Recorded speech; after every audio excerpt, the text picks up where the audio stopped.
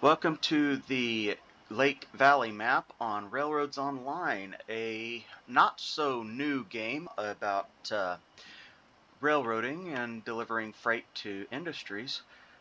Today we are on the Crystal Lake Railroad, and I've actually tried recording this episode before with a friend of mine and had a little bit of recording issues. But as you can see, the map is already set up to run. So today we're going to be doing a running session, and I have actually been playing this map for a couple of days. I spent a little while actually building the line and getting everything set up. But as you can see, our yard is a bit of a mess.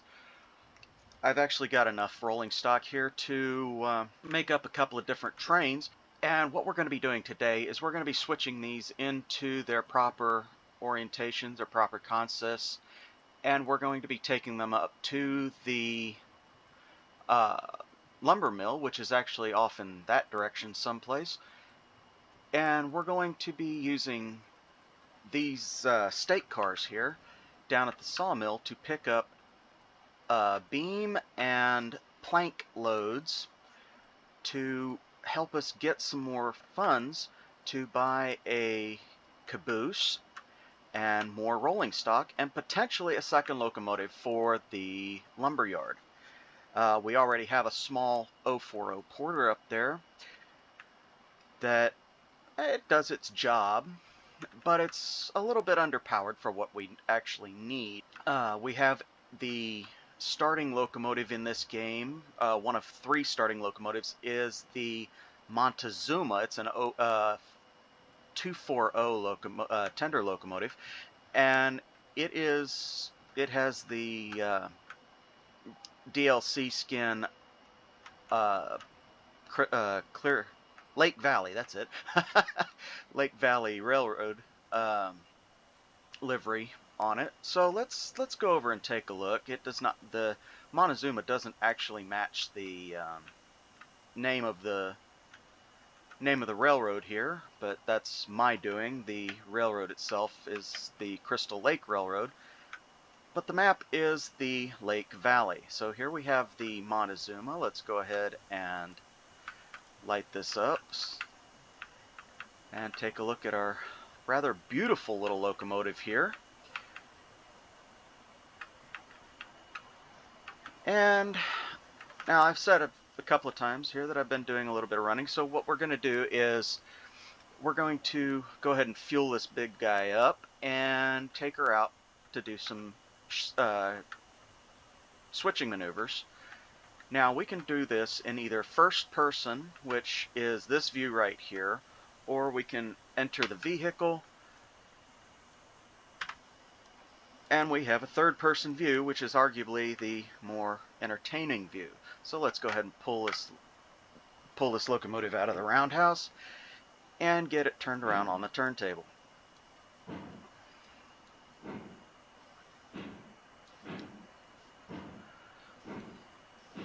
Now, as we're playing through this game, I am going to try and keep this as realistic as possible.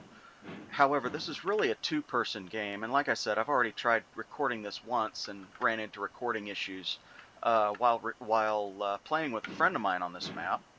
And he and I have a multiplayer server that we just kind of fool around on and play around on, and you might see a bit of that server in the future.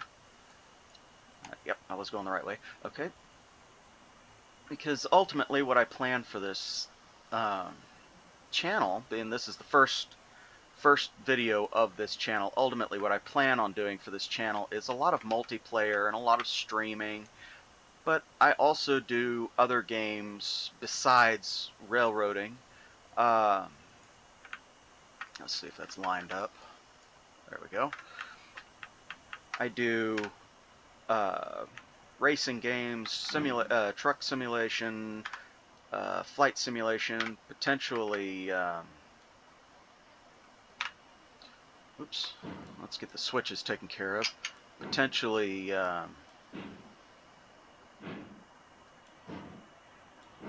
Yeah, it looks like everything's right for right now. Potentially ship simulations, that's what I was trying to say. And I also do other games like first-person shooters, third-person shooters, things like that. You might see older games on this channel. You might see new games on this channel. Popular games, not so popular games like this one. This game has actually been out for a few years, and the reason it is making its debut on this channel, with this channel, is because I have not had the opportunity to either play it or play it on a computer that was capable of running it. So we're going to go ahead and exit the vehicle right here and switch this back. So you can actually, alongside running the locomotives, you can actually build the lines and operate the railway as if it were a real railway. So we're going to go ahead and back up to the water tower here. One of my goals for today's episode is getting enough rolling stock to build a train that will allow me to refill this wood depot that you can see over here by the freight depot, that big brick building there. And the reason we need to do that is because this locomotive and a lot of the locomotives that I will be running on this series run on wood and water. A steam engine, you know, burn wood, obviously. Oops, a little too far. Let's go back. There we go. And stop there. So we're going to go open the tank up. And this bit will take a while, but oops, we are actually not very far down on water.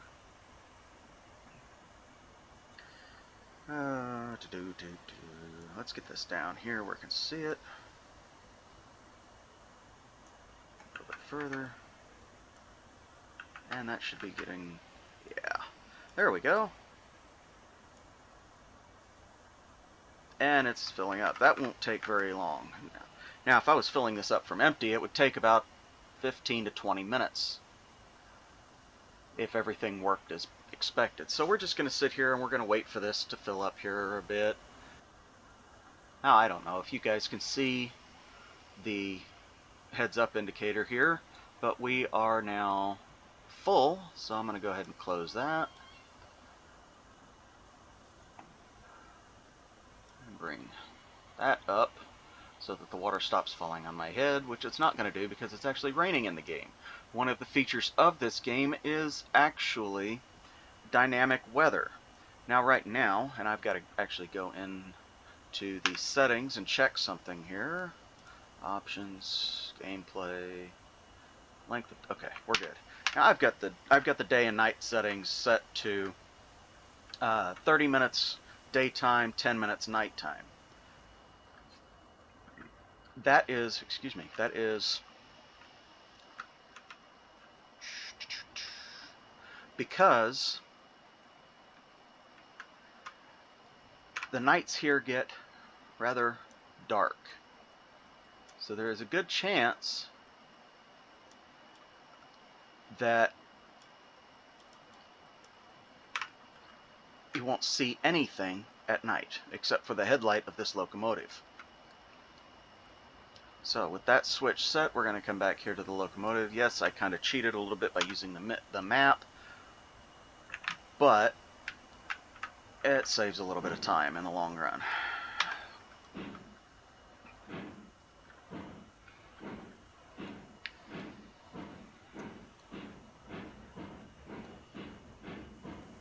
So this is actually not a this is not something that I'm actually used to doing. I have not ever had the opportunity to do YouTube videos or to stream. So what you're seeing here is, I'm pretty sure you can guess if I haven't said it already at least 5 or 6 times, By the way, I'm mentioning it now. This is my first video, so nothing here is planned, nothing here is scripted out.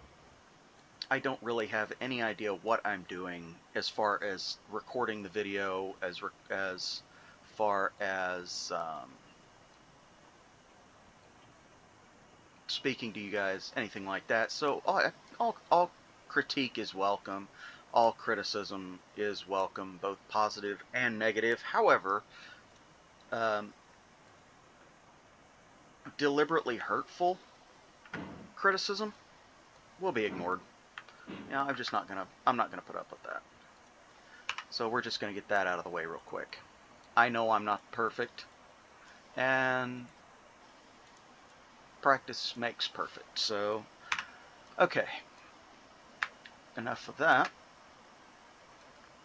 And we're gonna go up here.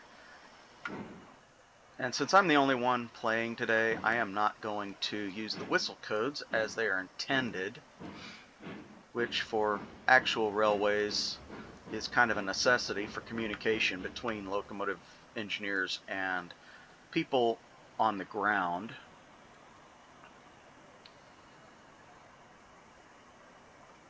But when I've got other people playing on this with me, they'll be used as they're intended to the best of my abilities. I'm not, like I said, I'm not perfect, you know. So it's going to be what it's going to be. But I'm going to do this as best I can.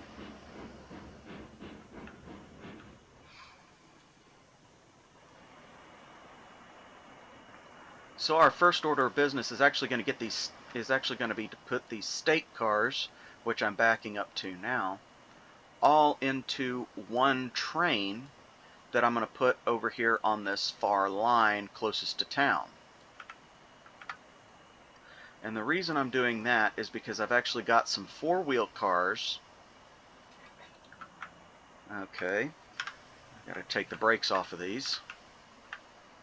And you actually do have to use the manual brakes in these. Okay, so I'm backing up to these three here. So I take the brakes off of all three of them. And you don't have to do this the way I'm doing it, of course.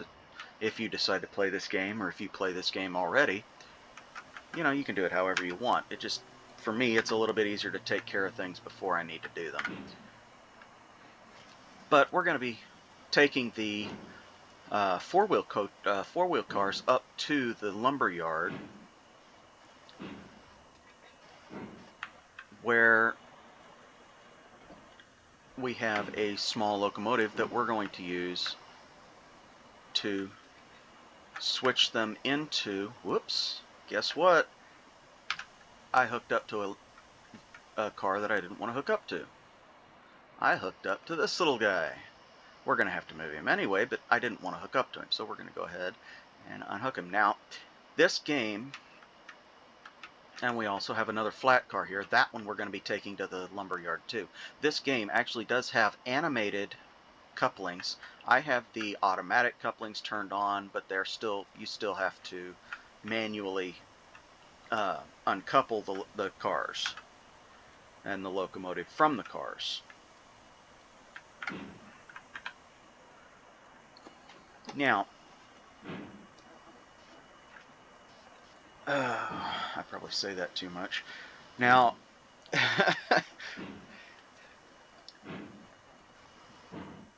as I was going to say, we've got a small locomotive up there already. We've got this 040 Porter that we're actually going to use to switch these cars into their proper sidings. But for right now, we're going to put these 6 state cars that we've got over here on this far line, over there by the what would be a passenger station if this game currently had passenger services implemented and programmed into the game. Now, we do have passenger cars, and we probably will be getting 1 or 2 of those in time, but they are essentially useless. They're a waste of money in the game right now. As I understand it, the developers are working on this game slowly, so we may see passenger services implemented in the future. However, their last update was several months ago, and according to a lot of people, this is an abandoned game. Now, why this is an abandoned game, I actually don't really understand, because it's quite a relaxing little game, and while it's not my intent to be completely silent throughout all of these games, I am also not somebody who likes to do a lot of commentary. So, so I will very likely not be talking as much as some YouTubers, as some streamers. And that's not because I don't want to, it's not because I can't, it's not because the game is better than my voice, which I'm quite sure it is.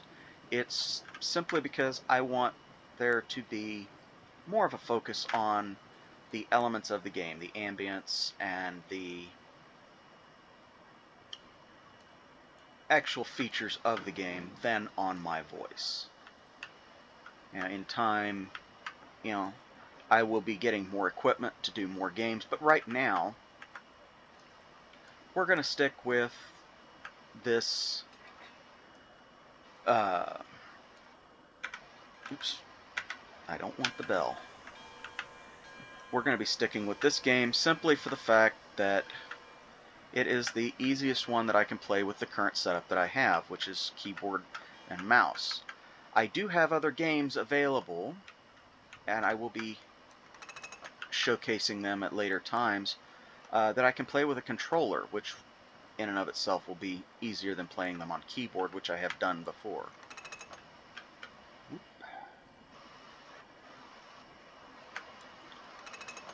Alright, now we've got all the brakes released on these three. We're gonna couple up to all three of them.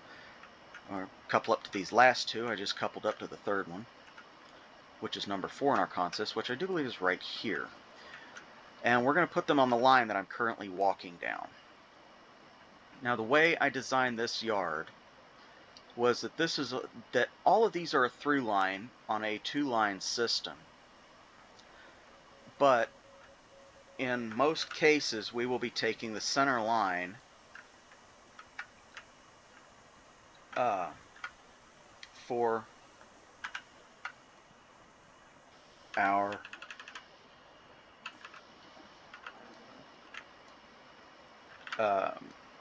travels.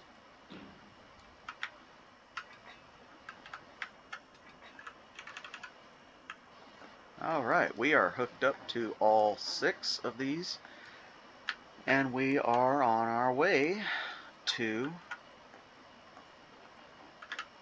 swapping them over to the other line. Now you're going to see me use the map a lot more to switch the lines than you are watching me actually get out and switch them manually. However, you will see me do that manually because it does add a little bit to the realism of the game, particularly while I'm in multiplayer. Most of the time with my videos, you're going to see me actually running the locomotives, and everybody else is going to be either loading the consists with the freight, or they are going to be keeping the running other locomotives to kind of add to the realism just a little bit more. But for right now, with it just being you and me being the only one in the game, I think we're gonna cheat a little bit. We're gonna use the map, and we're gonna finagle things around to where it's just a little bit easier for me to make a smooth game here, for me to make a smooth video.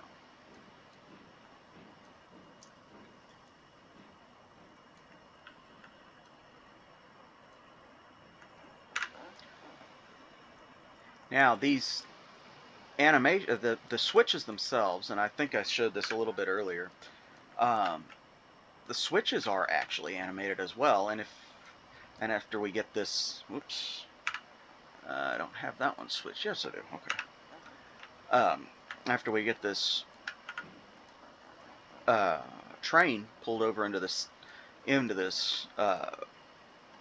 on this far line here, I'm going to go ahead and switch back over to the line next to it, and I'm going to do that manually so that you guys can see the animations a little bit better. But more often than not, you're going to see me use the map, you're going to see me use the key controls and third-person view like this more than in first person, simply for the fact that it is a little bit easier to maintain what I'm doing, as well as show you guys, what I'm doing in the game.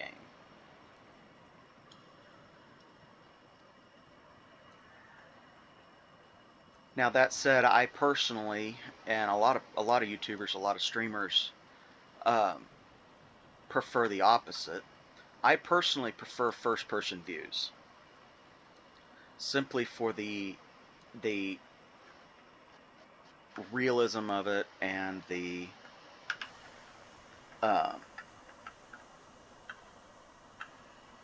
actual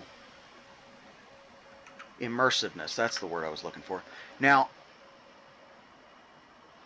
you'll see me. You'll notice that I did get out of the locomotive to come back here and put this brake on. Well, the thing is, the way I had to build this to get it to look the way it does, these tracks are on a slope. So if I don't put the brake on, they're going to roll away, and we'll have a big problem. But one of the things that this game has not implemented in terms of hotkey command is the application of the brakes for the individual cars. And as I understand it, some of the cars actually don't even have air brakes, which the locomotive does have, and I'll show you that here in a minute. But you still have to manually uncouple the cars.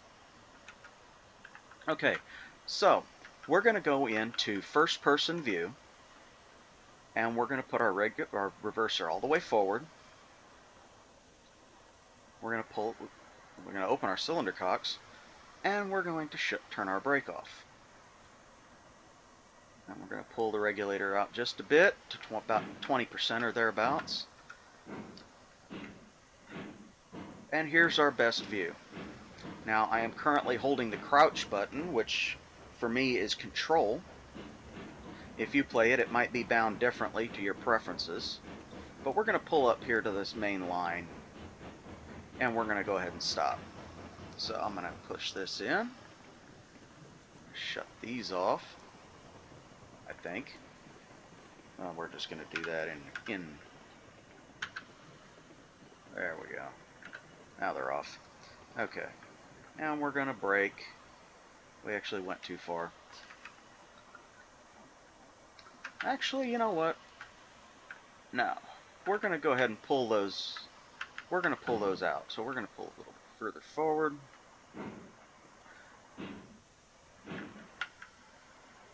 Okay. Now. And you actually do have to feed the fire here. And you'll notice we're doing pretty good, 65%. I'm not going to feed that until it gets down a ways, probably about 5 or 10% if I notice it. And we're going to come back here, not to this one, because that's on the main line. We're actually switching back from the other line, because these two lines have the ability to reach all 5 of those yard lines. So we're going to switch that one, and I don't know if you caught it or not, but it was an animated switch. So we're going to come back here, we're going to take the brake off, and we're going to back up a little bit. Now we're not going to back up very far because our yard is actually comprised of several switches that I need to do in correct order in order to get to the cars that are back here in this side yard.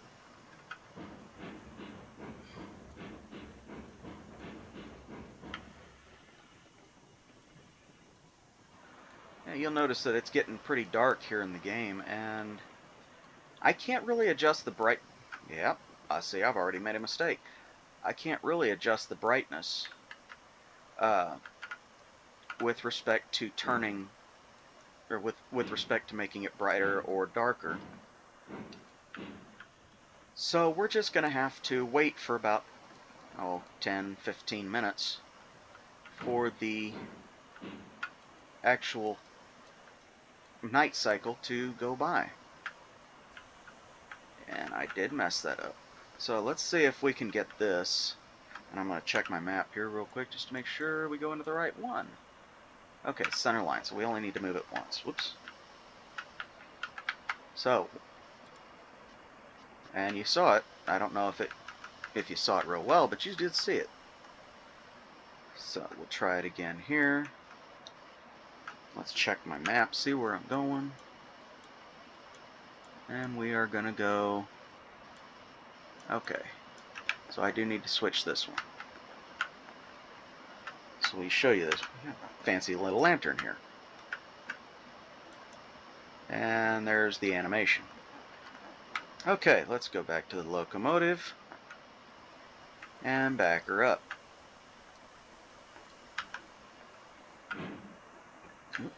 Helps if I take the brake off.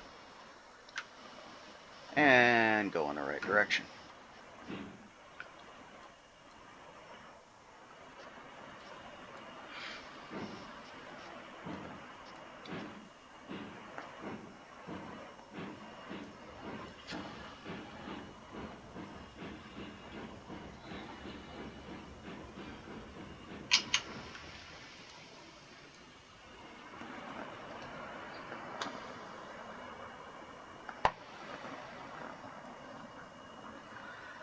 Okay, now you're going to notice that I can't really see a whole lot backing down onto these cars.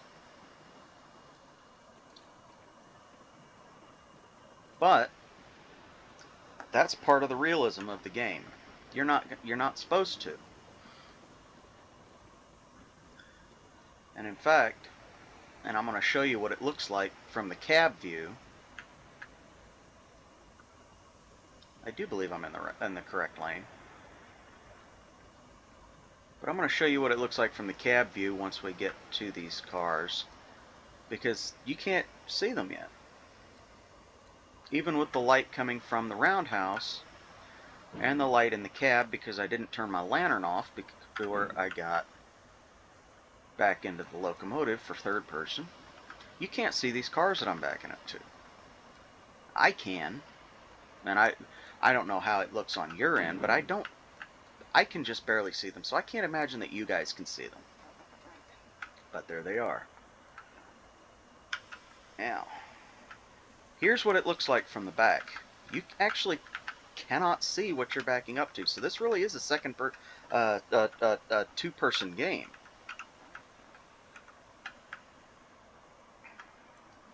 Okay, that brake is off. That one was already connected. That brake is off. Now we're also going to be hooking up to these, but we're going to be doing that later. We actually have two consists of each of these. We have 4 more of these log cars here, and 4 more of these bulkhead cars. And these bulkhead cars are what we're going to use to feed our wood store up here at the other end of the depot. Now, one of the nice little things about this game is that all of this stuff is fully animated. It's not quite as realistic as games specifically designed for this, like Train Simulator, or the old Aran Trains game, like a New Era Trains 2000 2003, I think it was, 2004. It's actually not quite as in-depth as those. So I'm going to go back in here to third person, back out a little bit so I can see what I'm doing. And we're going to pull back out onto the other line, or we're going to pull back out onto the main line.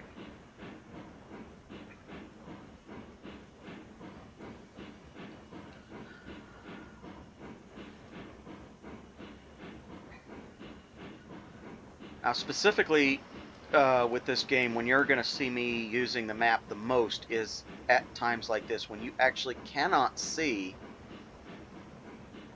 a damn thing.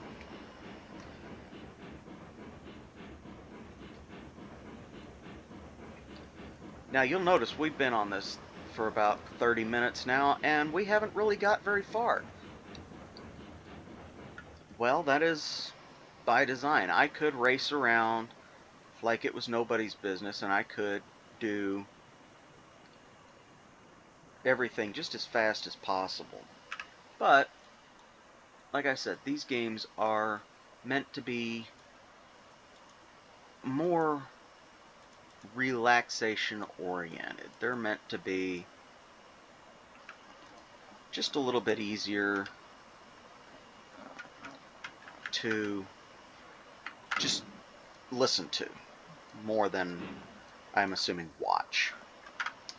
Because I can't imagine that very many people would be too interested in watching something like this if nothing was really going on.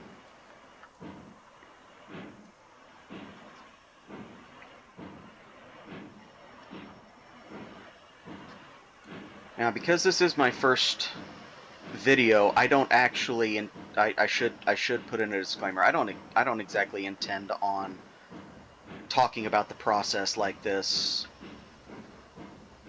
in any more videos. I don't particularly anticipate the need for it. I'm just kind of introducing the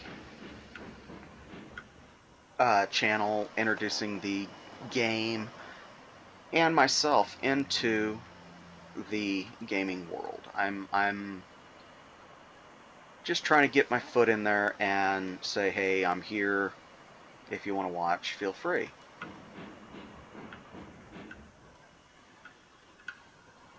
Looking at my record timer, we should have another 5 minutes or so of dark, but you'll notice it is starting to get just a touch lighter out.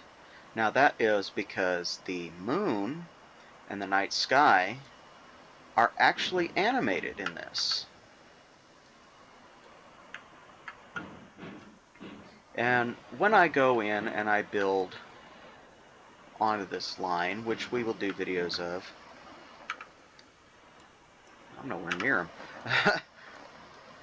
As we go in, and do videos where I'm building on this line, I will have the night setting turned down quite a ways, so that I believe that is me connected to both of them, so that I can actually do the building without having to wait. Yes, that's one, and we're actually connected up to the wrong car here, but that's okay because we need to move it anyway. We're going to need to take this one up to the lumber yard anyway, so we're going to go ahead and back down on it. I was intending to back up to these two, but it'll work. And as a matter of fact, I think these are the only two log cars that I have, so, or of the four-wheel variety, so we're going to be getting 4 more of those as well. Oop, that's the build menu. We don't need that. We're going to go back here and we're going to take the brake off of this one as well. We're just going to go ahead and back up to that one. We're here, why not?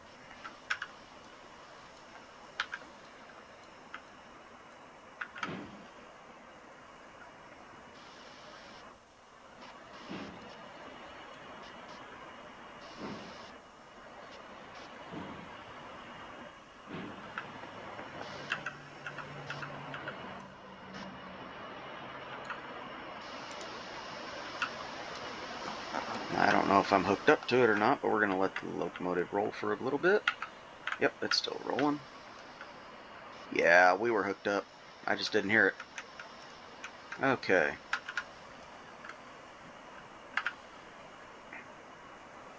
Now we're going to go back forward.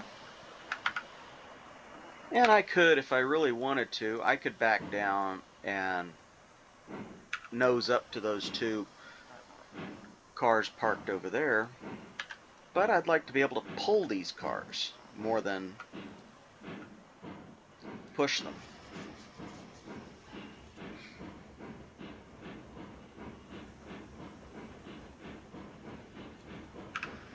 Now, because I elected to not pick up those two over in the siding there, we're going to have to go back there and get them before we leave for the lumber yard. Here it is. We're coming up to... It's getting close to light.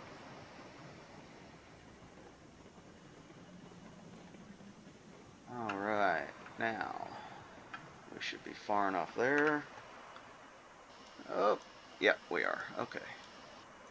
Center line. There we go. Okay. Now, let's go ahead and back up to those other ones. Hey, look at that. It's morning. Okay, so now you can see what we picked up.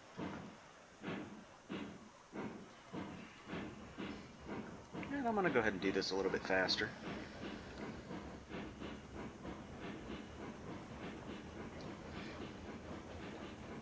Now, in this game, this locomotive is only capable of hauling about 6 cars fully loaded.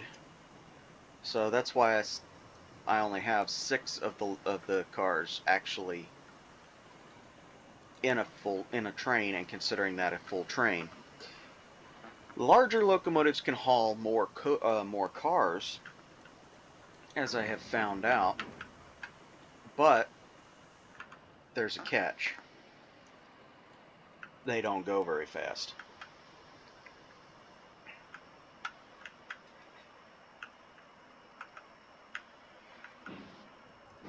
And we're just going to go ahead and push this one. I know the brakes are still on, but we're going to go ahead and push it and connect up to that other one. Okay. Let's turn my lamp off. And we're going to go down and we're going to take the brakes off of these two.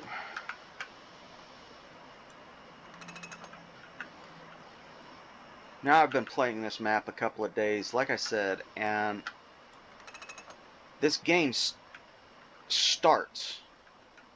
You start this game out on all of these maps with a locomotive, and there's 4 maps to this game.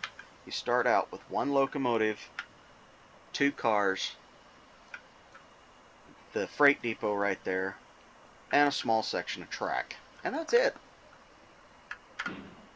That's really all there is. You actually have to build all of the lines. You have to connect all the industries. You actually have to make the money to buy the consists, the rolling stock, and the locomotives. Now, building doesn't cost anything, but the rolling stock and the locomotives, as we're going to see here later, do cost a fair amount. So now that we've got those 2 cars hooked up, and here the telegraph office just ticking away right there. It's our fast travel locations. Now that we've got those 2 cars hooked up, we're going to back into the yard and pick up those other 2, and then we'll be on our way to the sawmill, or to the lumber yard. And you're going to see when we get to the lumber yard that I've already got a train of loaded log cars waiting to be taken to the sawmill. Now, we're not going to take those cars to the sawmill today. We're actually going to take the stake cars to the sawmill.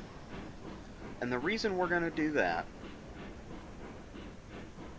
is because I have, like I said, been playing this game for a couple of days, or playing this map for a couple of days, and the sawmill is fully stocked.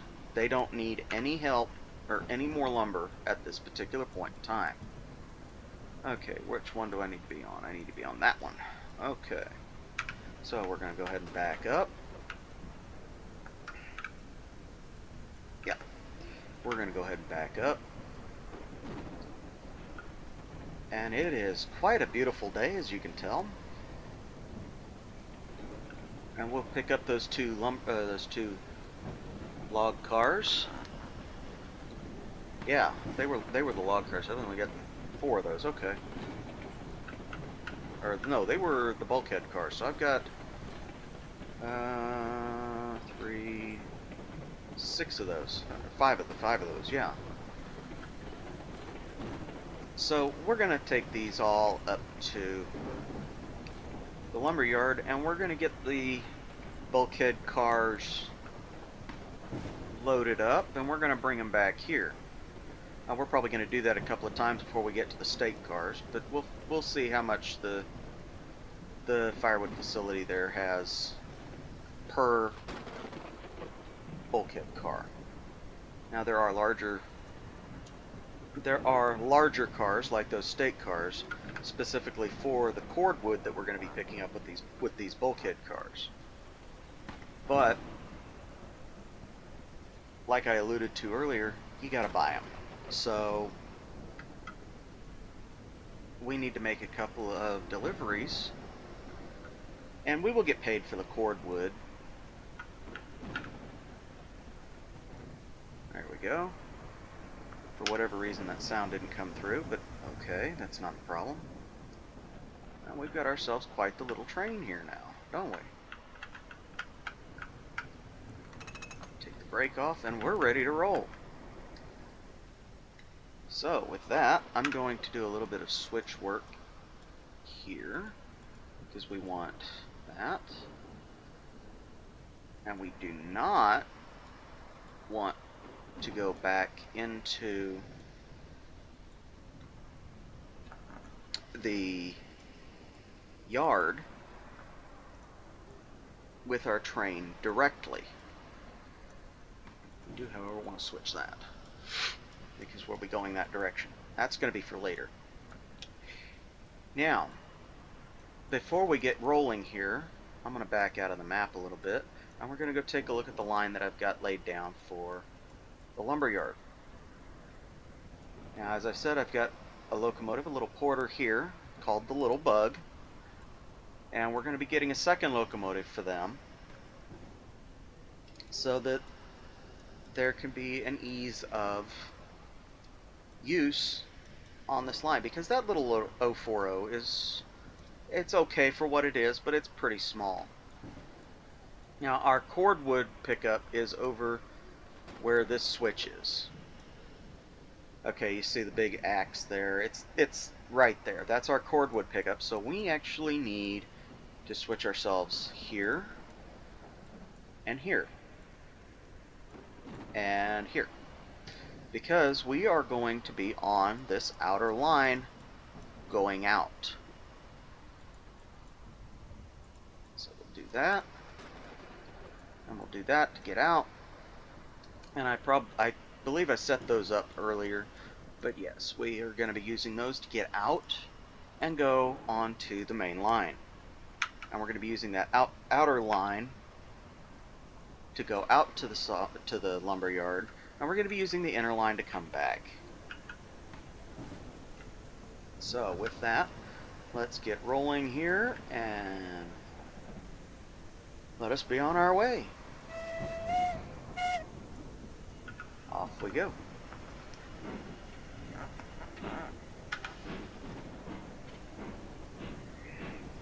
And like I said earlier in the video, this is fairly dynamic weather, so this storm may last a day, it may last 2 days.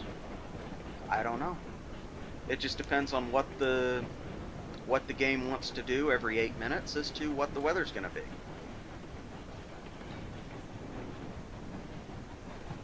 Now, as soon as we're clear of the yard here, I'm going to go ahead and get back in the map and switch us back onto the main line. Because, like I said, we do not want to go into the yard with this train. We want to actually switch it. We want to switch and push this train from the direction that we're going.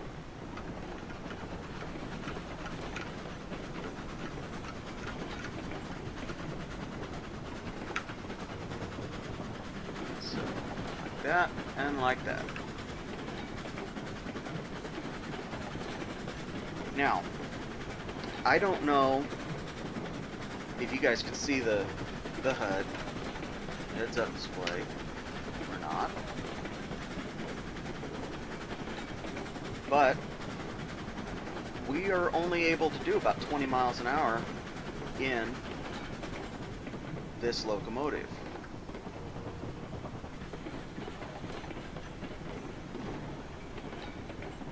And in order to get as much speed out of this locomotive as possible, you have to be able to use the reverser and the regulator in such a way as to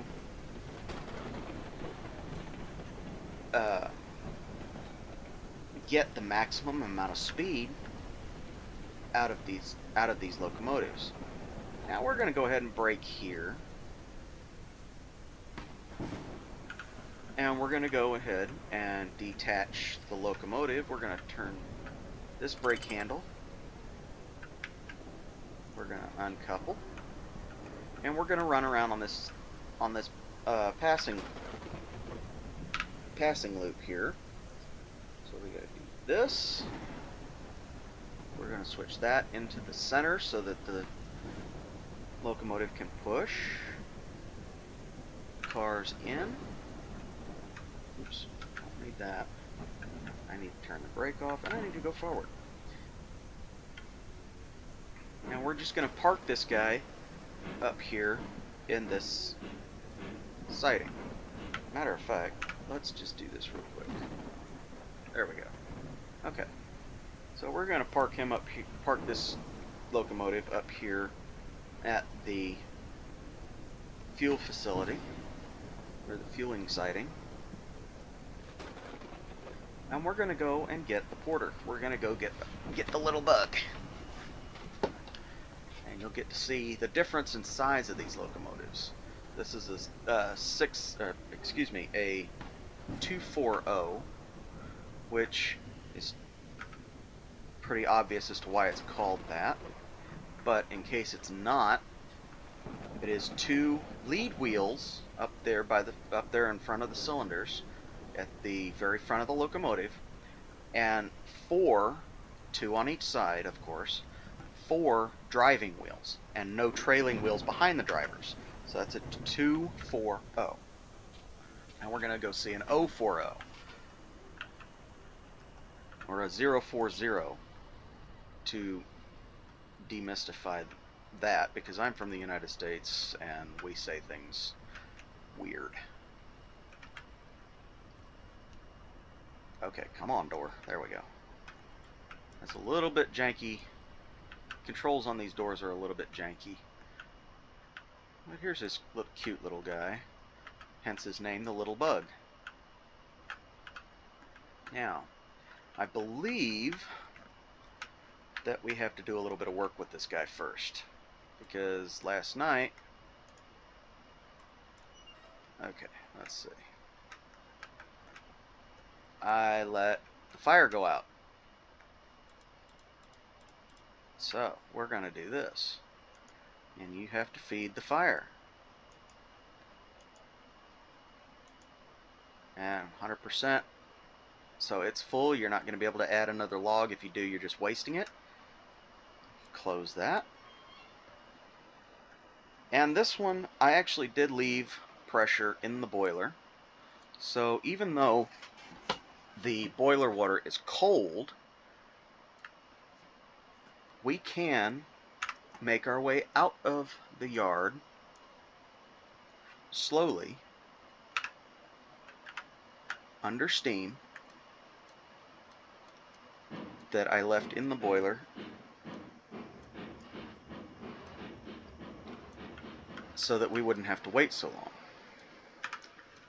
because it takes about 5 to 10 minutes for steam pressure to build in the game.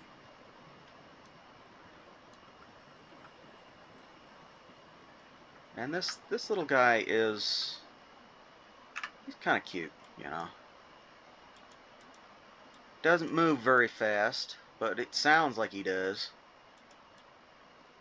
It sounds like he's just going. Going and going and going. But he's not moving very fast at all. His top speed is about the same as the Montezuma. But it sounds like he's just racing. And you'll see the boiler pressure actually going down. That's because we haven't actually started making steam yet.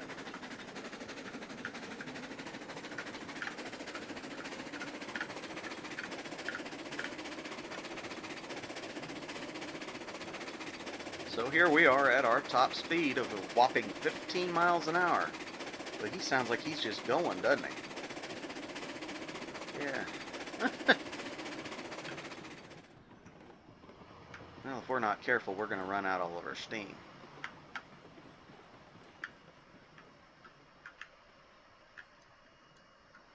So we'll stop here behind this switch. There we go. Go back here into the map and switch it back over. Now he's going to start pushing that train.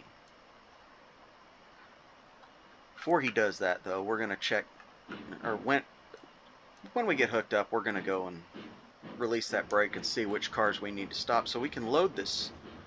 So we can load the bulkhead cars and switch them out to take a fully loaded train of cordwood, and we've started making steam. You can see that little puff of white there on top of the locomotive. That's our safety valve. So our boiler's hot, water's boiling, we're good to go. And we did all of that with no heat getting to the boiler first.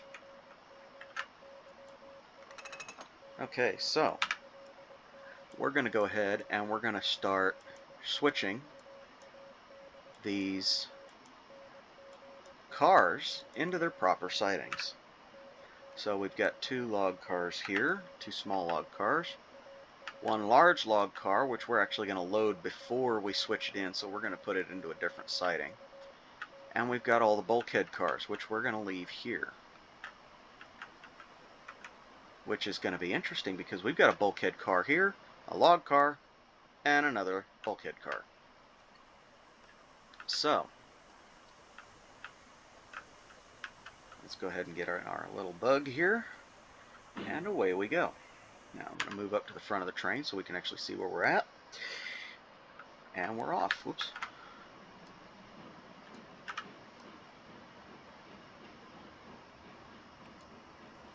I actually tested this guy out with this loaded train of log cars here last night. And he does pretty good. He can't really go very fast, very quickly. And I say very fast, very quickly, I mean that. He can get up to speed, but it takes a long time.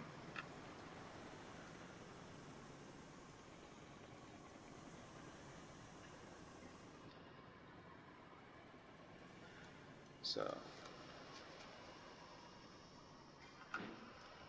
we're going to push these 2 log cars down into this siding. Now, you would think that with the larger cars we wouldn't need these little cars. The problem with that is that these little cars come in immensely helpful when you're going up into the mountains. Because you can take these smaller cars, they're lighter weight, you can have a larger locomotive hauling them, or you can have locomotives like our little bug here, hauling them up steeper grades than what the larger locomotives can manage. And I'm going to do something here. Oops. And we're going to turn on our tail light, headlight, and we're going to do that up here too, just because I like a little bit of realism. So we're going to come up here, run, and we're going to set our brake, decouple the cars, and we're ready to back up.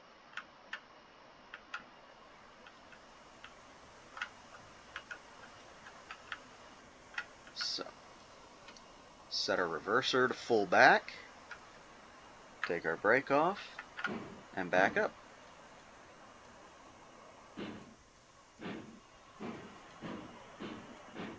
Now this is not the only 040 porter in the game. There's another one that is a wood cab that actually does not carry nearly as much fuel on board as this one.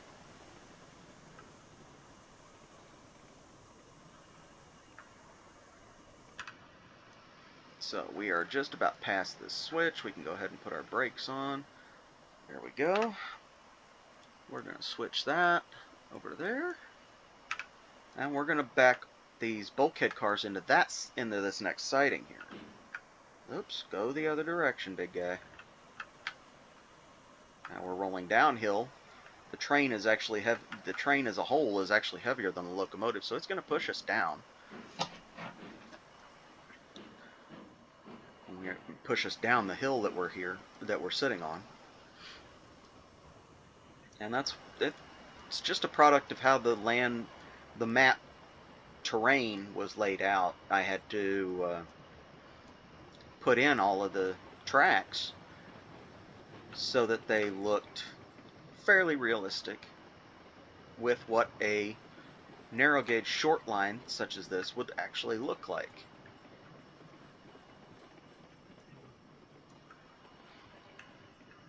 Now we're only uncoupling one whole car here.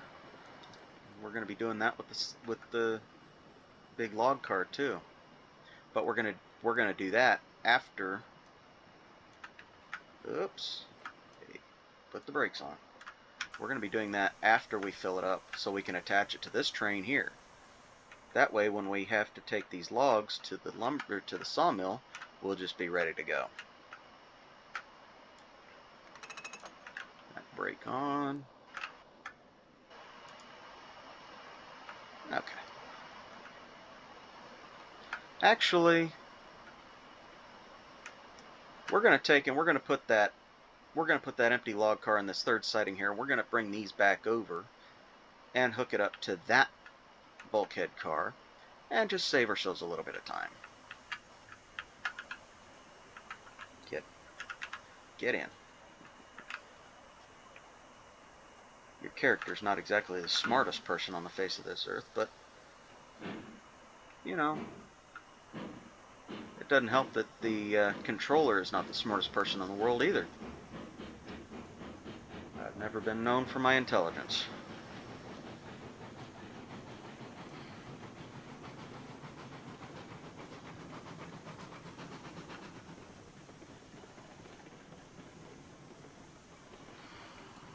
Okay. Now typically, the way I've got it designed here, this center line is a through line for when we are loading up longer trains. And I would not normally be willing to park any number of consist, any number of rolling stock on this line. But since we're going to be taking this one anyway, and we're going to be hooking it up to that other line after we get it loaded, I don't really see a problem with doing that right now.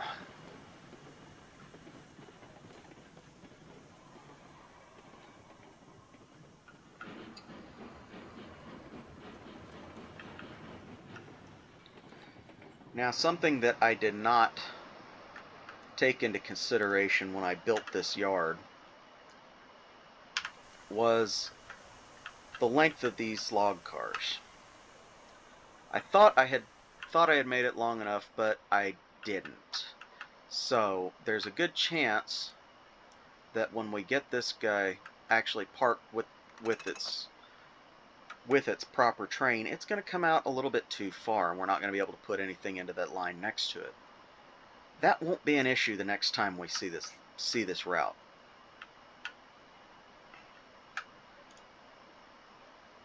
Because I'm going to extend those stops out just a little bit further.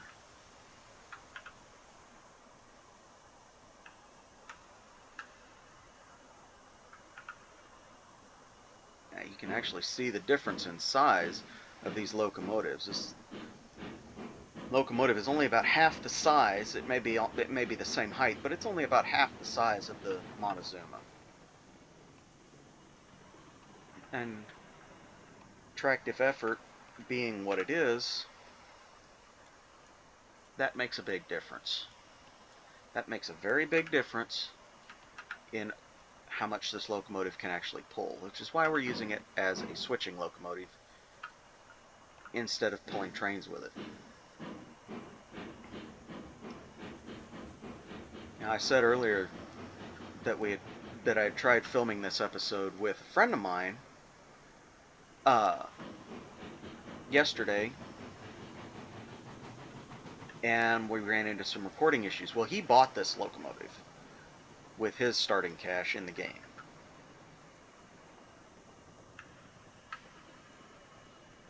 So that's how I've got 2 locomotives and at present $0 in-game money.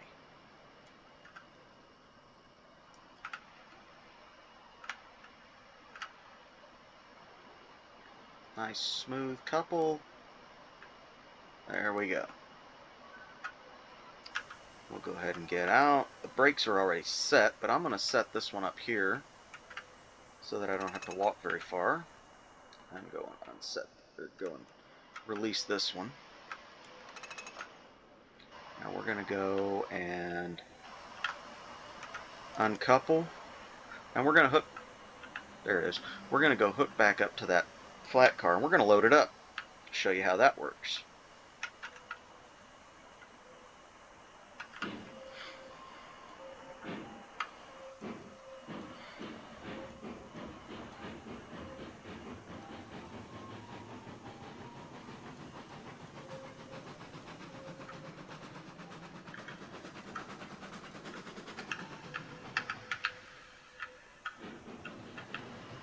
Helps if I hit the right buttons. Like I said, I'm not exactly the smartest person in the world. I hit the wrong buttons all the time. Okay. Here we go, back to the center line. We're going to pick up that flat car, and we're going to go load it up.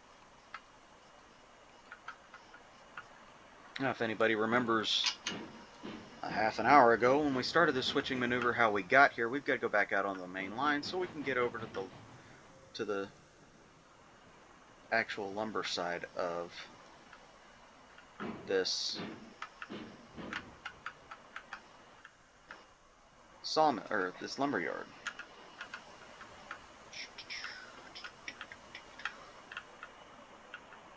Take the brake off. Check our fire. I think we're okay. Yeah, we're fine. Oops, wrong direction. There we go again. Okay.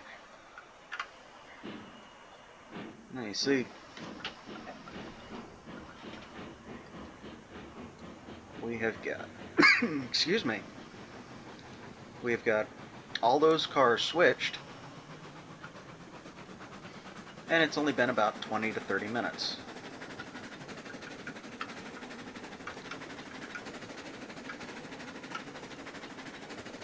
He's really moving, isn't he?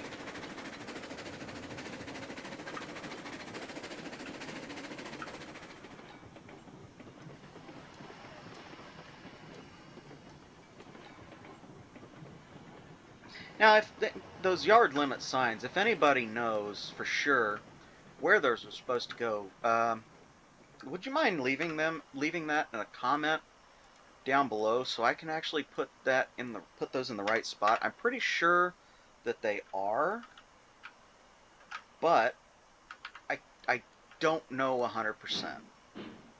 They may need to come out a little further because of where I have to go in order to get everything moved around.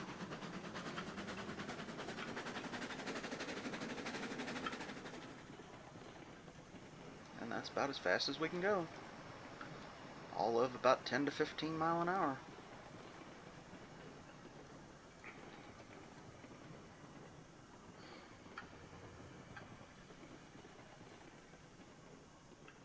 Now I saved this car. It kind of seems pretty stupid to have just one car. But I deliberately saved this car for an episode where this would have to happen. Because I needed content for this episode. So, oops, hello. That's one thing. If you're running, you can jump a mile. Let's go back over here and jump up. Okay, so basically all you do is you click on the crane and you watch the fun. It does it on its own. How about that? And it swing back over, and we'll get 3 more logs.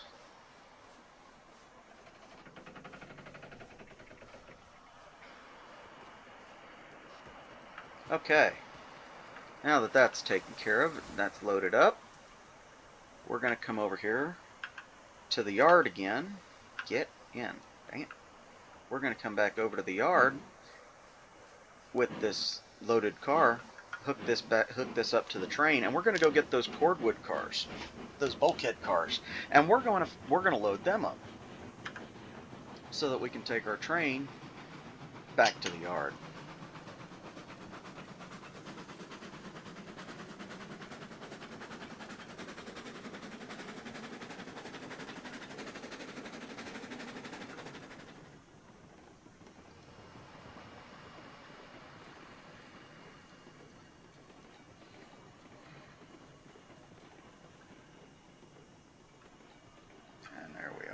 Oh, we're probably sliding. Eeh! Too much brake, too fast. Okay. And we're going right over here, switch that, and now we're going into that one.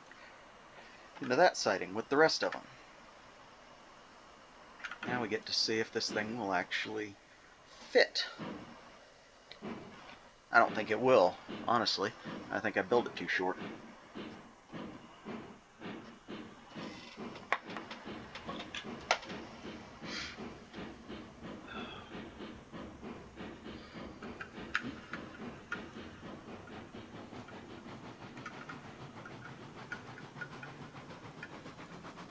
You see, I tried to go just a little bit too soon on this regulator, or reverser, to turn it down, and I didn't get the speed that I needed.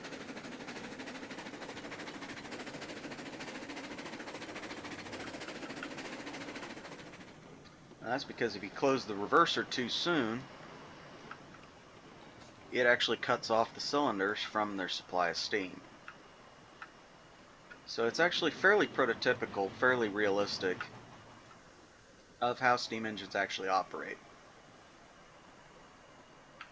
Okay, we're coming up here to our train. We want to slow down. Yep, that's kind of what I thought. Unless I can slide it back a little further, but I don't think I can.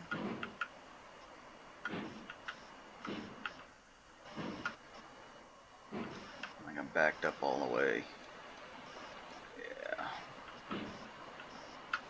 Yeah. Okay, now let's get out and see. Because I gotta release the brakes back here, I think. Yep, we're backed up all the way. Okay. I don't want to unload anything.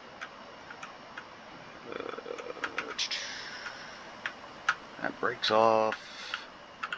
Which actually it needs to be turned on. That brakes on, which needs to be turned off. And there we go. So yeah, now having 6 of these cars in this siding, I definitely see that I need to extend the end of the yard out a little bit. So we'll be doing that off camera for the time being, because I don't particularly see a need to make an entire episode about building out this little world here quite yet. When we go to hook up another industry, that will be a video in and of itself.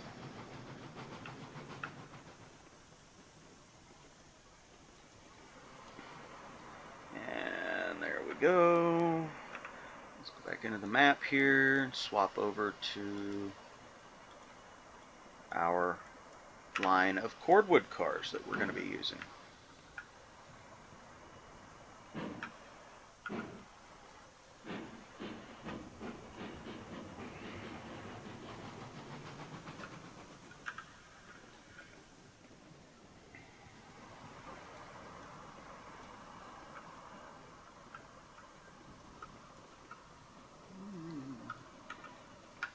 It's not the brake, stupid.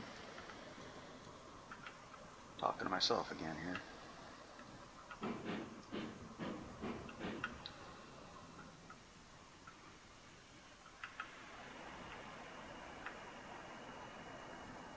And we are there. Haha. Success. Another successful hookup. Okay. Now, let's come over here and release the brake.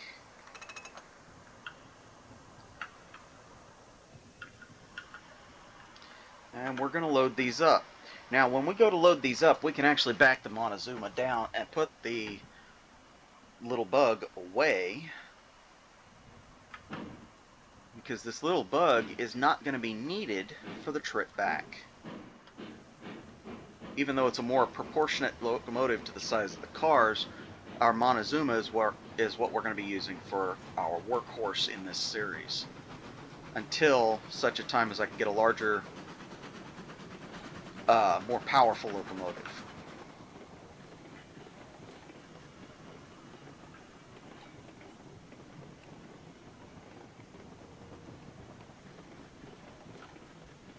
And see, we pull back up to the dock here. And we're going to do these one at a time, because these little cars can't be pulled up center to center like the bigger ones can.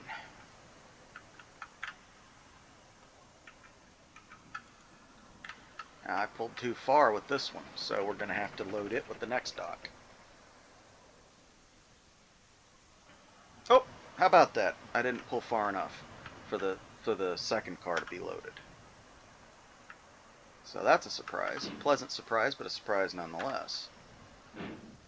And you'll notice we don't have any light, so we're doing this all in the dark. We got no way to see. That's how dark it is when you're doing this.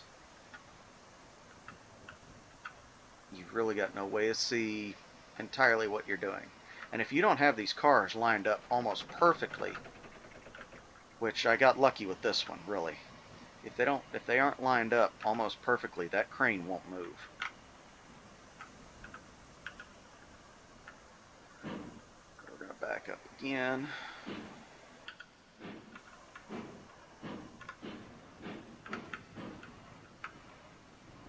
Let's see how well we did on that little venture. I think we might have gone too far. Nope. Now, that's perfect right there. And I was trying, I was just guessing, but that's perfect right there. That's right where it needs to be. Boop. Down it goes. Okay.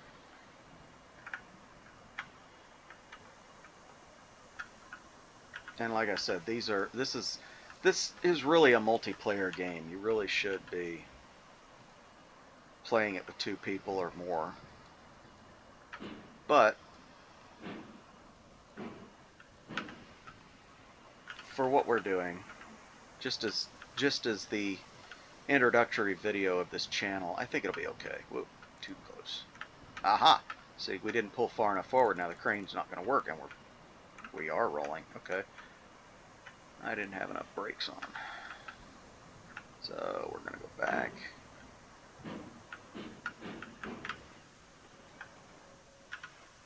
And try that again.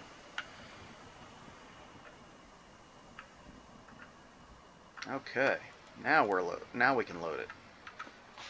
I imagine we're probably going to have to load this train probably 2 or 3 times, which will bring us a little bit of income, I do believe. So we're at 0 now. We'll see where we're at when we get this loaded, or when we get this unloaded. Excuse me. I believe this bears repeating. This is the first video of this channel, of this series. It's the first time I've done this ever. So it'll get better. It'll get better as I get better at what I'm doing. And we'll just see how things go. Alright, now that is the last one. We're actually going to use porter as our brake, and we're just going to sit there. We're going to go get our Montezuma, and we're going to back it in. Now I'm going to switch this. I believe it's going to go over the correct line, and it did. So we're going to back our Montezuma down onto that train. Now, why are we backing it down instead of going around like I said earlier? Well, I changed my mind on exactly how I wanted to do this.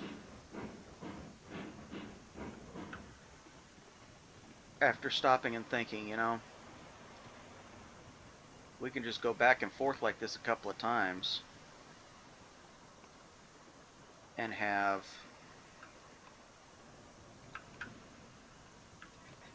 there we are. Okay, we are hooked up. There we go. Hit the right button there.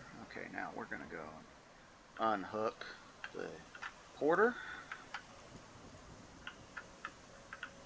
That's a Thomas the Tank Engine episode waiting to happen, isn't it?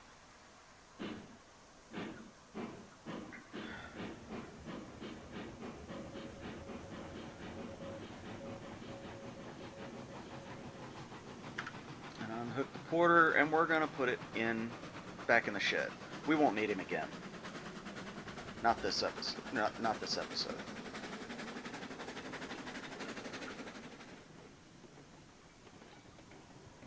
Come back down here, put our brakes on, slide a little bit, go back up here, and everything's ready to go.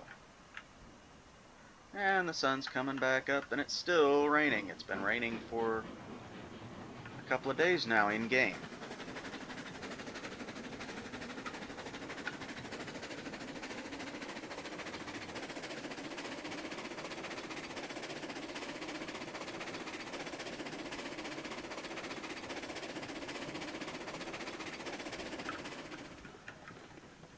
Put the reverser all the way down for when we get up there. He's going to roll a little ways.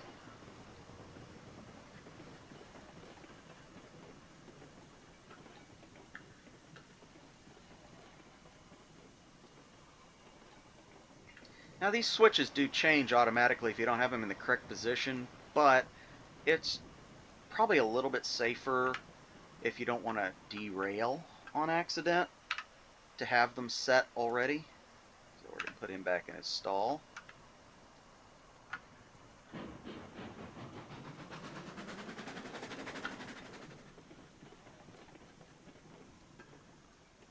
Because if you have them set already, you completely eliminate the chance of having them set wrong.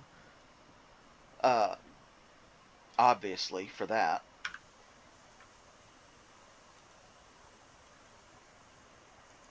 And you eliminate the possibility of having a collision with another locomotive or a train. And that's, yes, that is two different things. The train is what the locomotive hauls. The locomotive itself is not a train. But yeah, it eliminates the possibility of actually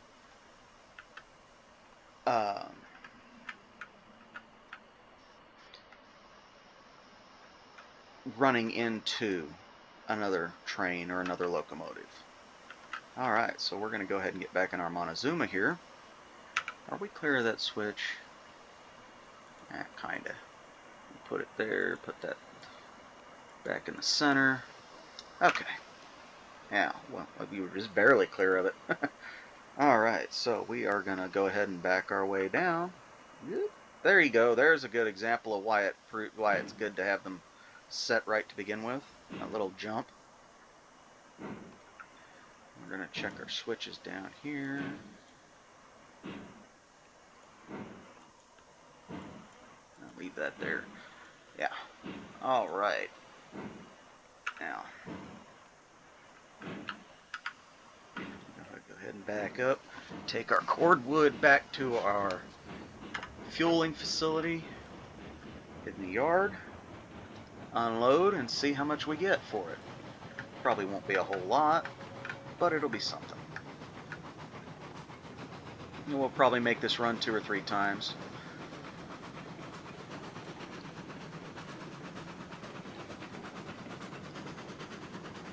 And it'll be fairly quick. So I will probably go ahead and cut that out later. It just depends on whether or not I decide to.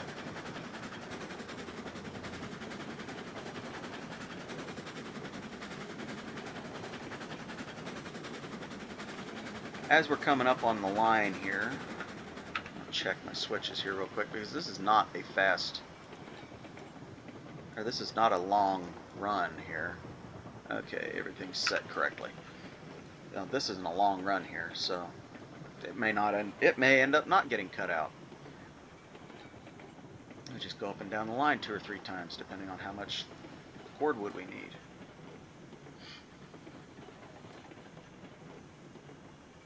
But once we get done with this,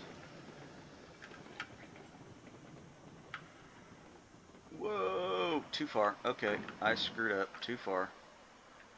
Once we get done with this, we're going to take those steak cars to the sawmill. And there's a pretty good chance that we'll cut the episode there, but if not, if you guys are okay with watching another hour or two, we'll make a couple of runs with that on that line, on that portion of the line. Let's take a look at the unloading mechanic now. And it's fairly easy. There you go. Just hit enter and it's good to go. So I got to back up and do the other 3. And a lot of this is manual controlling, which is, why I said, it's a much better experience both for you guys and for playability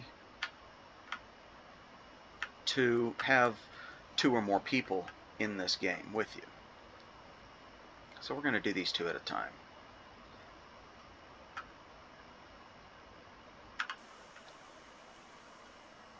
Now when I get a longer train or a longer rake of these,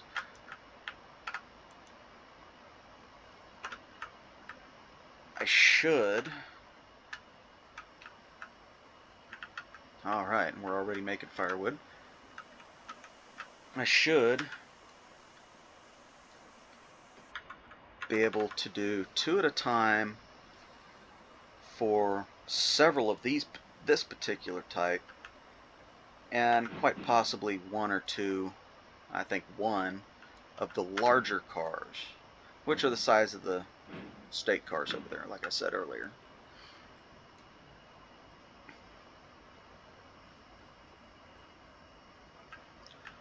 So we're going to try something a little bit different. Instead of getting out of the locomotive, we're just going to go ahead and unload it from this screen here. Boom. Yep, just like that. And just like that. And now we are ready to go back to the lumber yard and do another run.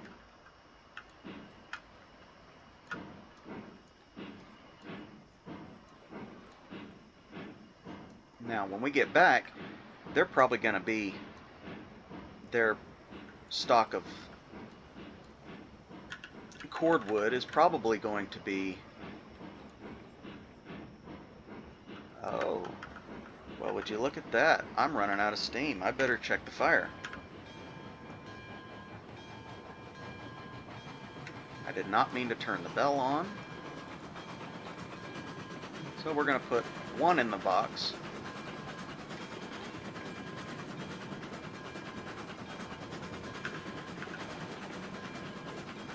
Turn the bell off. That's going to go for a little while.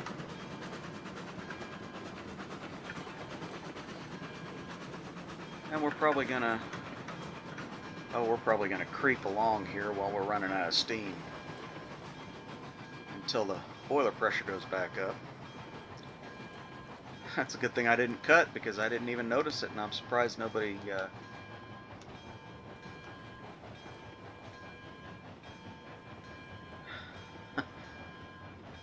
I would be surprised if nobody else caught that either, to be honest with you.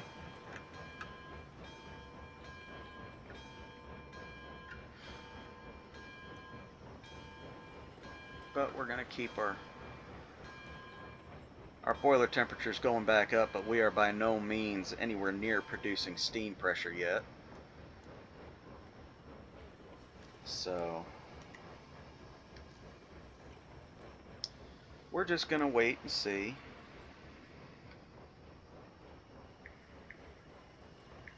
And I'm going to send a message to the friend that I was trying to record this with the other day.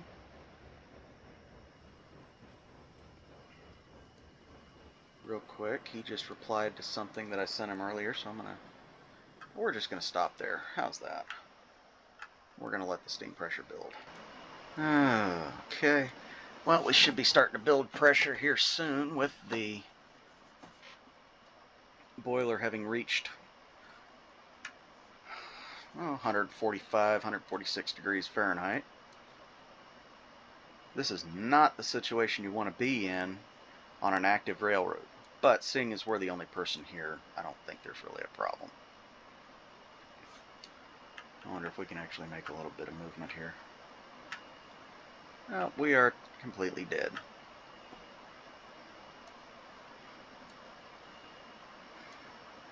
So we actually have to...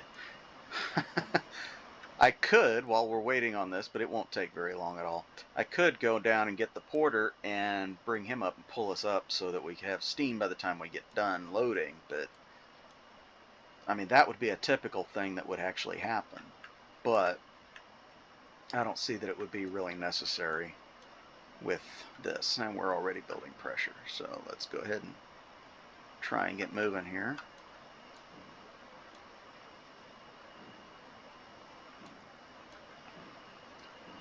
Now, this game doesn't particularly simulate steam pressure in a way that is typical of a game of real life. It's not particularly realistic, but we are making enough pressure to get the train rolling, which is the goal.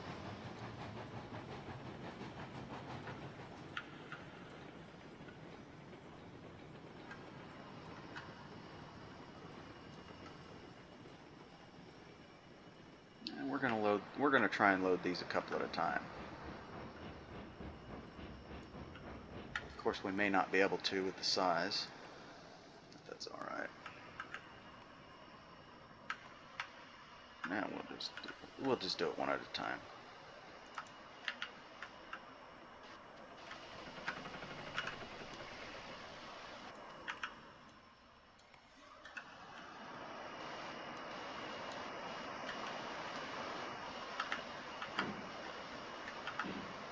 And we've got full boiler again.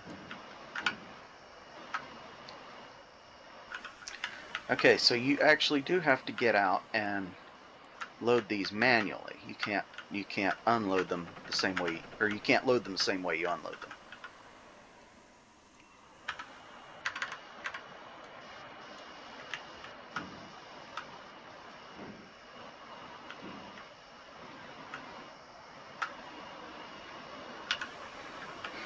Which, when you think about it, makes sense. You couldn't do that in real life anyway. Just makes it a little bit more tedious. Whoops.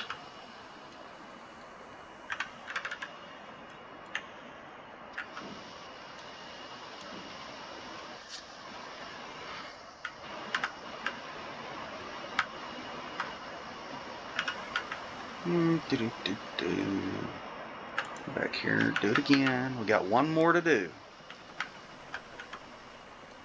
Now, the beautiful thing about the larger cars, is that you can do them two at a time, because you can put them in exactly the right spot that both of those cranes can operate together.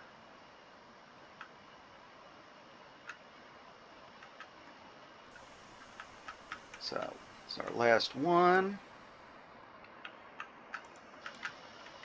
And there we go. We're on our way to being loaded, and we will head out.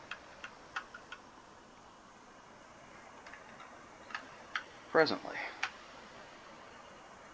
Alright, we are loaded. We are underway. And we're going to do this a little bit faster.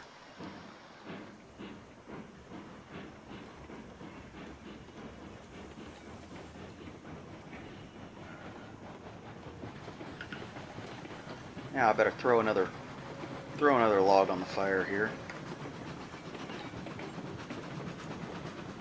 There we go.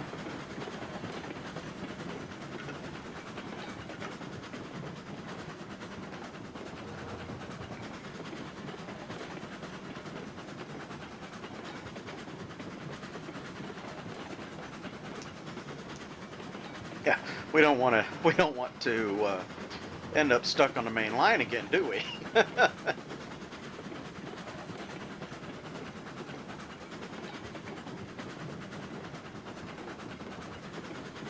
Over here on the hood, you're going to see several different little indicators. You got the water, you've got the firewood, and you've got this little brown indicator down here, little tan looking thing, with a little triangle next to it. If you're on a larger screen, you might see that something else. That is actually our sand gauge. Now, traction has not really been implemented in this game on all locomotives, but all locomotives do need sand, and sand just helps increase the amount of traction that a locomotive has when pulling up a grade or getting started. Something like this consist, I wouldn't particularly worry about sand being an issue, but we're going to do a rolling unload here.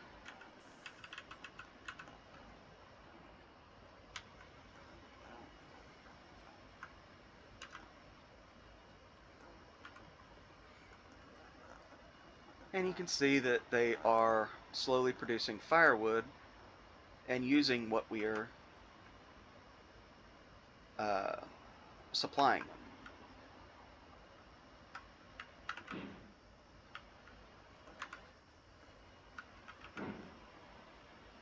Speed up a little bit here. Now, once those piles over there on the opposite dock get full, the cordwood that we are supplying this facility with will actually begin to pile up, and it won't be disappearing as fast. In fact, it won't be disappearing at all because they won't be using it. It'll be full. Yeah, we're gonna run back, and that by the time we get back, they should have 4 full piles of firewood for us.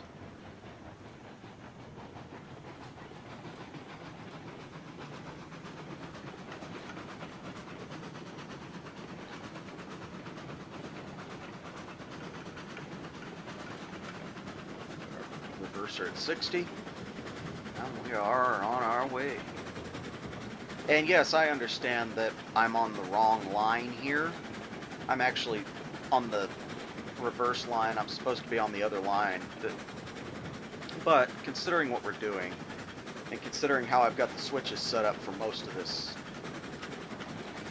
this route, it'll be okay.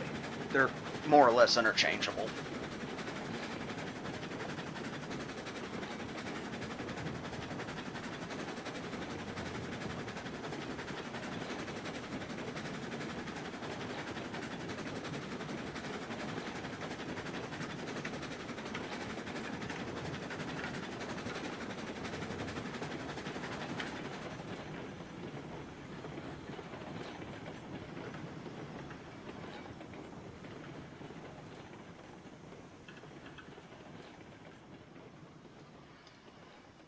Okay. We're going to roll right up to where that's in the center. And we went too far. Of course we did. Because I'm an idiot. Let me back up a little bit. Get that back where it belongs. And we will stop there. Get out and load it up. And we'll just repeat this, I think, one more time before we see those logs start to accumulate. And back to the locomotive. Round and round and round we go. Got one car left. Alright. Bring it forward.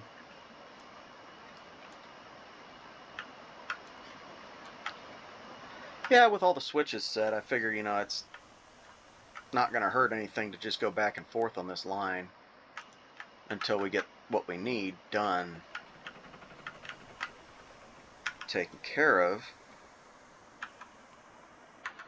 Yep, and we're loaded. Alright. And not really worry about the quote-unquote rules of the road here.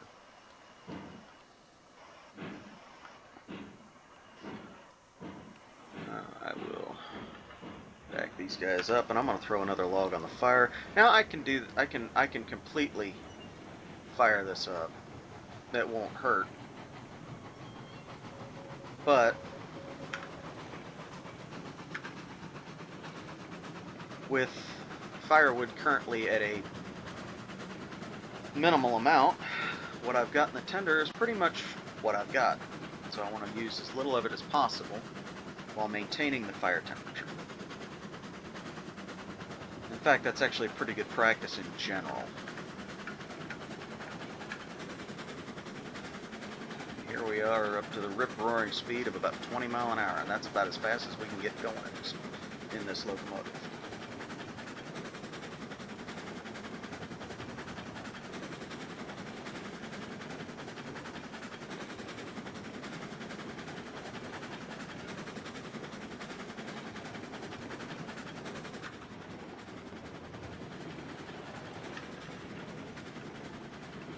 And we're just going to follow this guy back.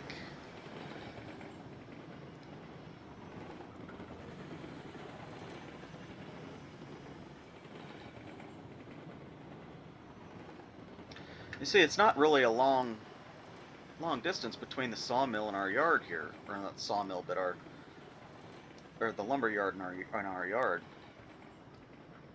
Yep.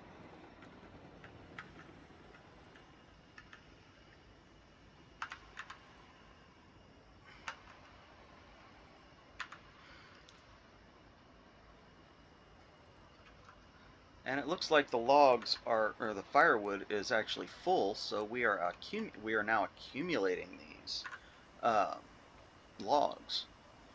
And as you can see, we're at 8 out of 32, so 10. Let's see, 2, 4, 6, 8, 10. Yeah, we'll make about 3 more runs. I'll go ahead and cut that out, though. I just want to break in here real quick as we're coming into the station again, into the yard. And this is what it looks like on a clear night. It's still going to get really dark, but it's actually very clear. It's actually really easy to see when the moon is out. Okay. As we approach the depot one last time here, you'll notice that there are 6 cars now instead of 5. Well, I bought one more just because we are down to a strange number, and I didn't want to have to load one car to make this last trip here.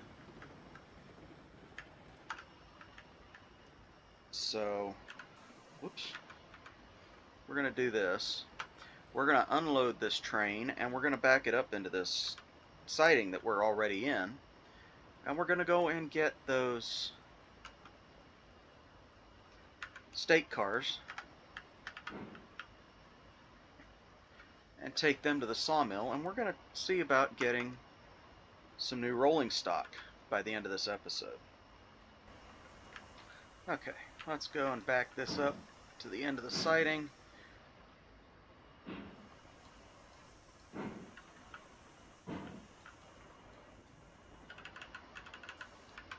And we will be done with our cordwood loads. Now, when I cut this, the last cut that I made,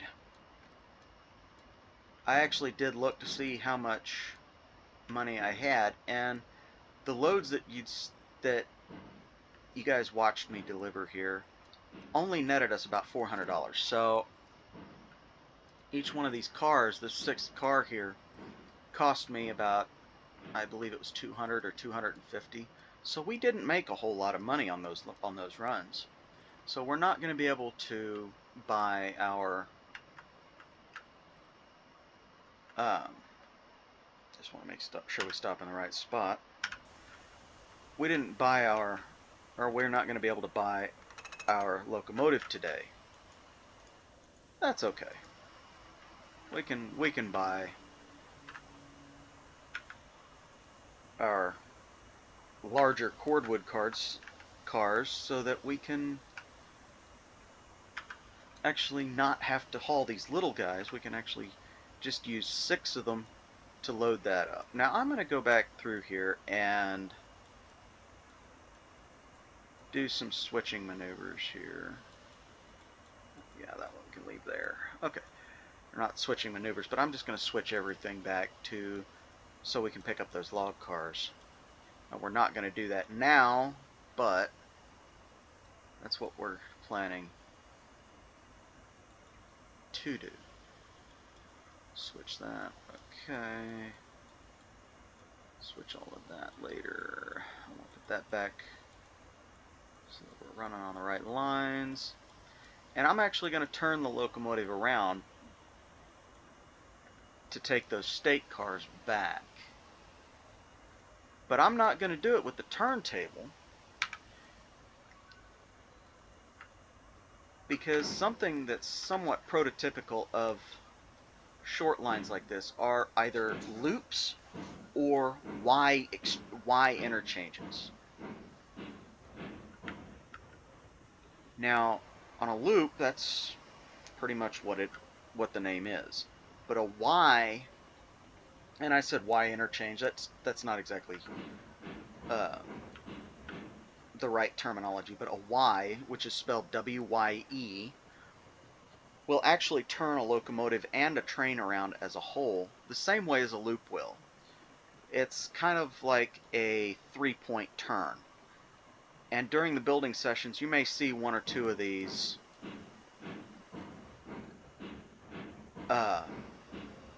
being put in on this map.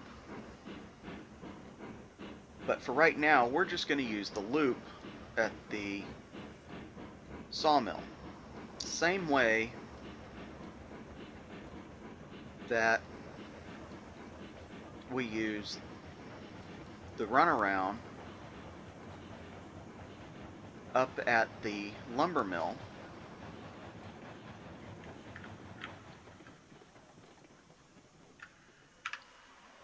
Later on to run around the log cars.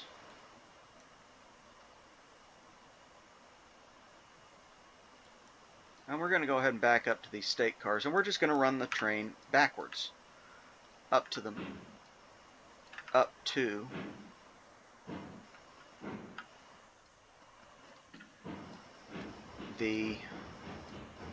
sawmill.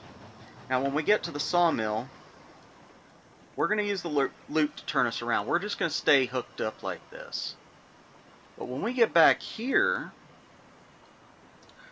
instead of detaching from this consist and running around like we would at the sawmill, we're just going to stay attached, and we're going to go back forward and run it like a normal train. And that was a little harder than I would have liked. Okay, so what we're going to do, instead of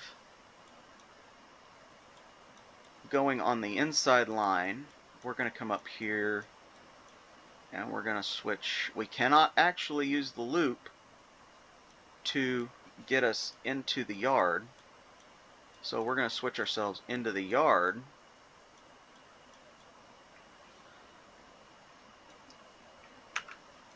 before we set out. So let's go ahead and start rolling here. Oh, I've got a brake on. How about that? Okay, where's the brake? I think it's this first car here. Oh, I was wrong. Last car. But we're going to check all the brakes just to be sure. Okay.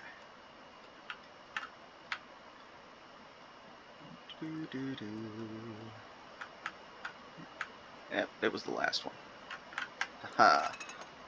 Now you can usually tell if you've got a brake still set by how difficult it is to get a train moving once you've hooked up to it. If you know that your brakes are off on the locomotive, which if you can see the HUD, you can see that center one, the yellow one, is labeled brake. If that is off and you're having a hard time getting the locomotive and the train to move, you've probably got a brake on the train. Not a big deal, as you just saw. Just go back, find it, turn it off, or release it. And we're just gonna run on down here. I'm gonna turn my regulator down a little bit so we get a little bit of speed. There we go. And I'm going to come up here and I'm going to switch us over into the sail yard, or into this, not the sail yard, but the line going right up next to the depot. And we're going to sell this load of lumber that we're going to be picking up. Cut lumber, not logs.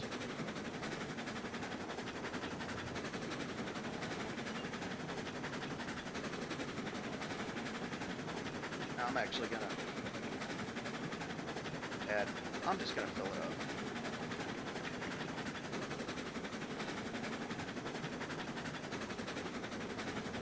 As much as I can anyway. Okay, now this is quite a long run, to be fair. It's a much longer run than the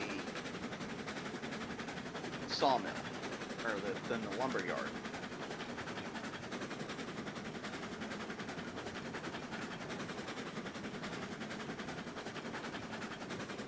So really, when we're going to the lumber yard, or when we're going to the sawmill, we want to be going forward, typically. Let's see. Yep, that should get us in fairly nicely, and then we'll just go forward. I said we were going to be using the loop.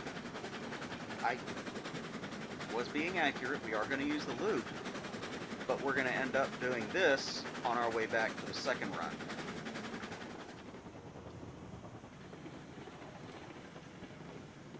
And you'll see why when we get back, when we get there.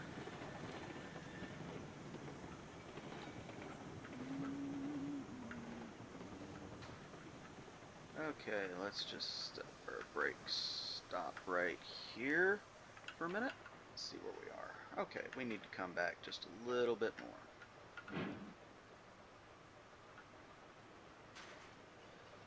And I'll show you, we're going to run these two at a time. That's too far. That'll be alright.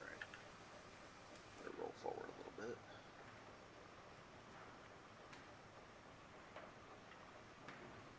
There we go. Okay, so we're going to load these two at a time. We've got 6, so we need to do 3 of the beams and 3 of the planks. Alright, so there's 2 of those. We're going to pull forward until we get our third one in line.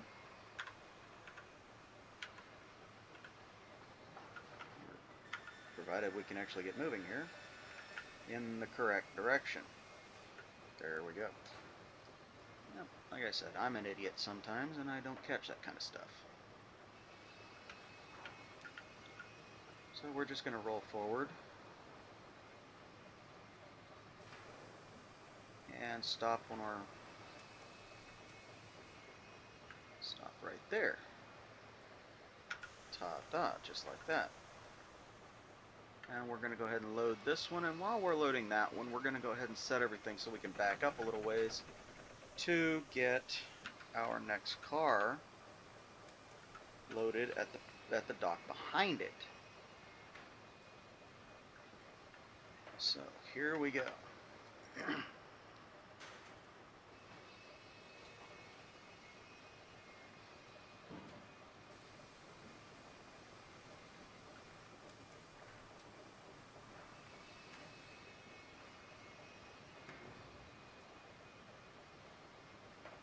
And we're going to stop right about there, so those two cars are in line now. We're going to do those two at a time as well.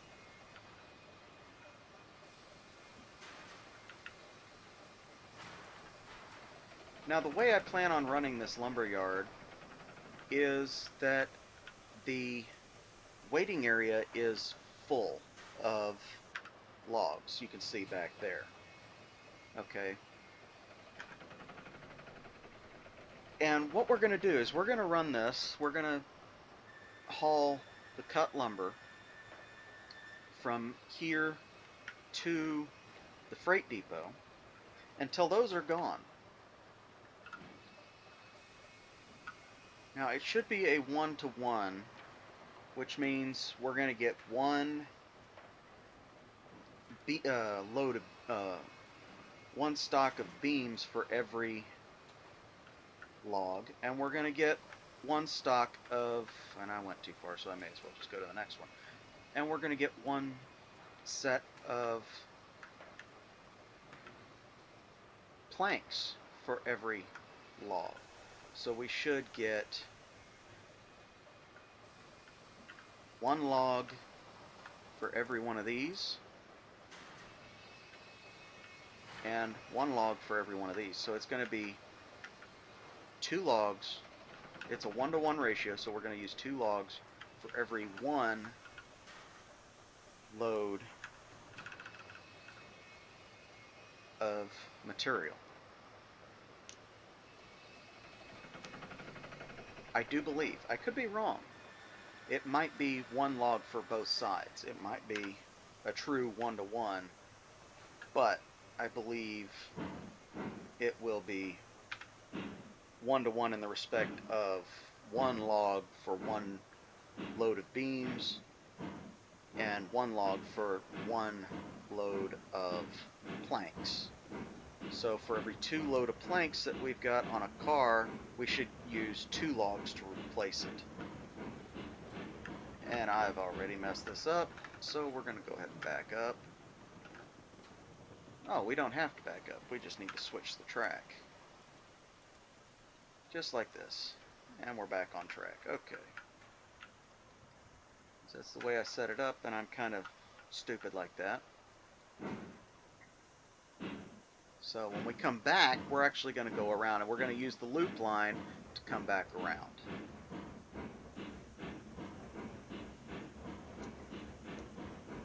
So once we get the train moved past that bar of switches there, we're going to go ahead and switch everything back the way it should be. Oops, not quite yet. There we go. And just like that. Oh, hey, would you look at that? We've derailed, so we better stop. We've just lost 2 cars. Okay, so this provides a little bit of an opportunity here because I'm not paying as much attention to my train as I should be. To go into the menu here, we're going to re-rail these cars. So we're going to re-rail this one. We're going to put it right here, and the brake is on for it. And you got to reselect the tool every time, as I've found. And we're going to take this one and we're going to re-rail it right here. Now we're going to back up. I'm going to set this switch so we can. We're going to back up and we're going to hook back up to these cars. Now, that may seem like a scripted moment, but this entire video has been unscripted, so that's why it's going to be so long. That's why it's actually as long as it is as the finished cut. Get in the locomotive, stupid. Okay, so we're going to go ahead and back up, and we're going to pick those two cars back up.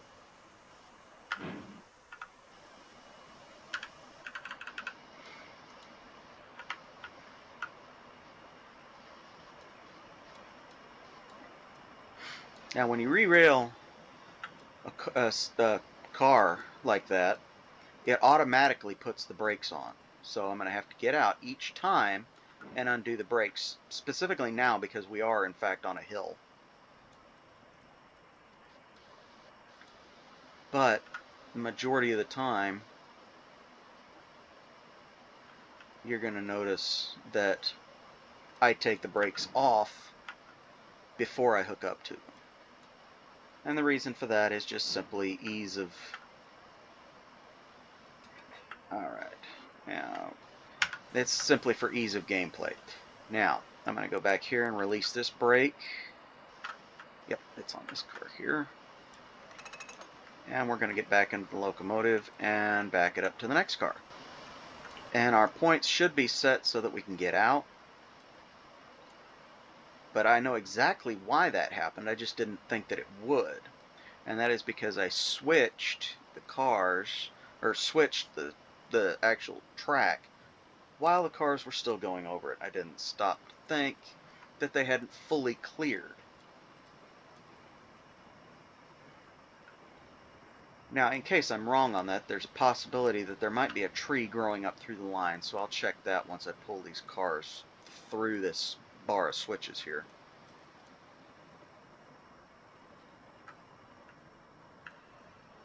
Nice easy coupling. Slow it down. It's a little harder than I thought, but it'll work. Alright. Go and shut the brake off of that one. Okay. And we're going to check something. Yeah. I'd say that's probably what happened, is I just switched it when it wasn't perfectly clear, and that could be that could be a big issue, as you just saw. So we just lost two cars.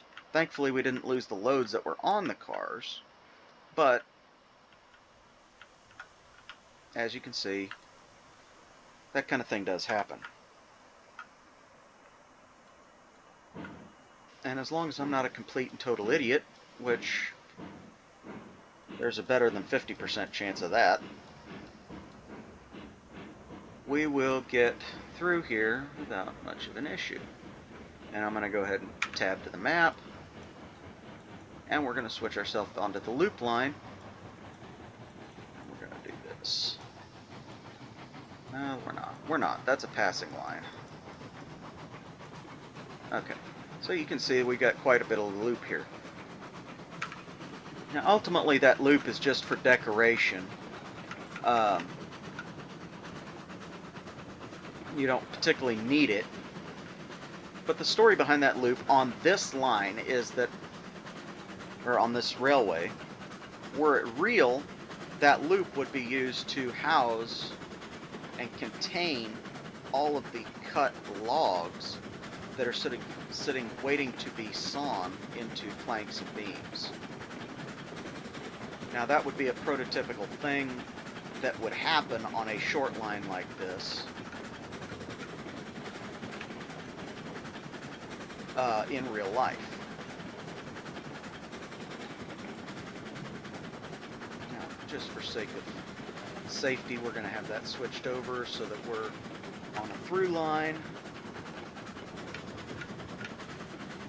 Though we're going to be going back on this line the same way. We're just going to be going backwards again. And if we can make enough money to get a consist of the larger bulkhead cars, which carry the cordwood, if we can get enough to get 3 or 6 of those and a caboose, I think I'm just going to go ahead and call this a good video and leave it there, and that'll be that. So let's go ahead and slow it down quite a ways here. Oops. And we're going to go ahead and start unloading as we're rolling.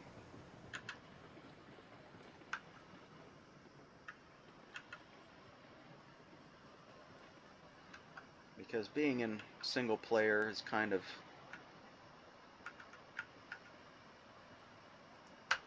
easier to do things the cheaty way like this.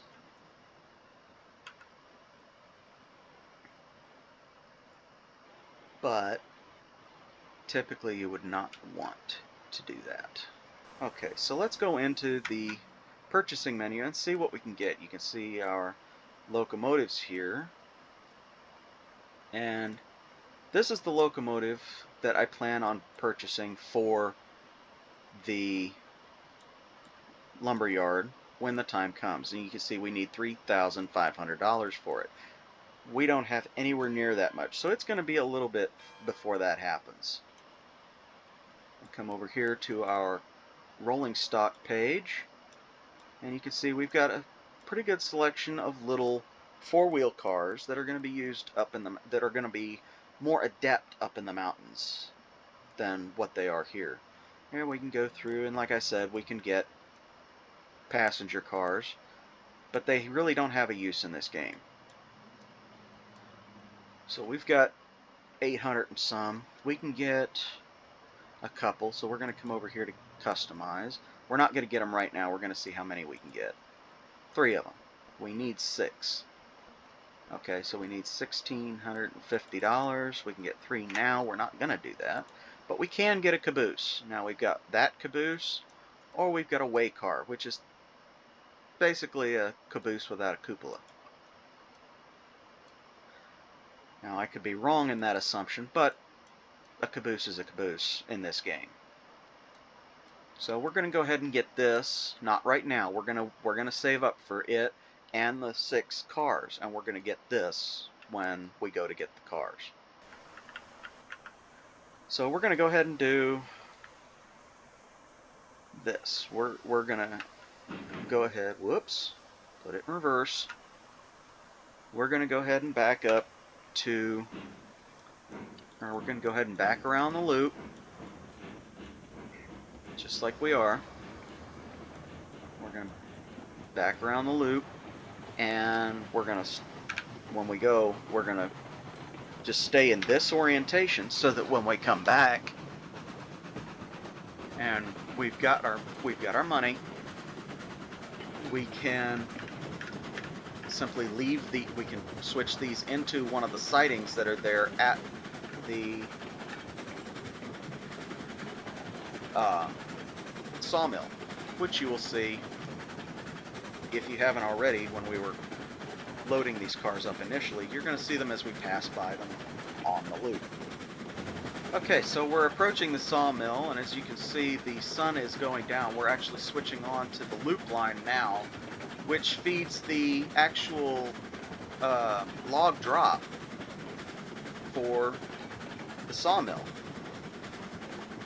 So when we actually need to load, or when we need to bring logs to the sawmill in order to get more lumber, cut lumber, we're actually going to come up here and we're going to drop the logs here in this portion of the lake.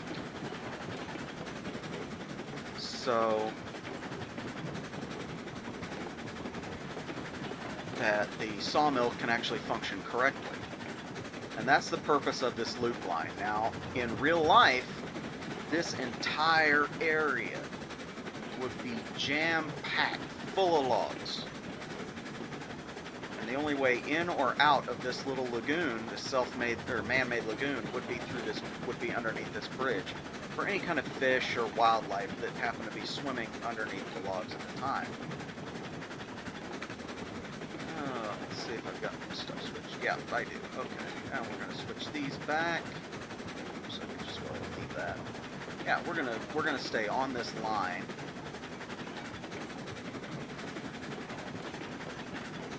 And we're just going to stay in this orientation. So when we come back,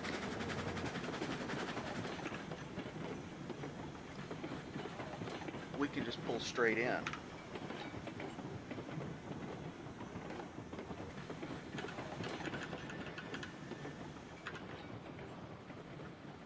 And we're going to go ahead and stop. Lined up with this second crane here. It's a little too far. So we're going to go back forward a little bit. Now typically this is the direction that you want to be going when you are loading in this game,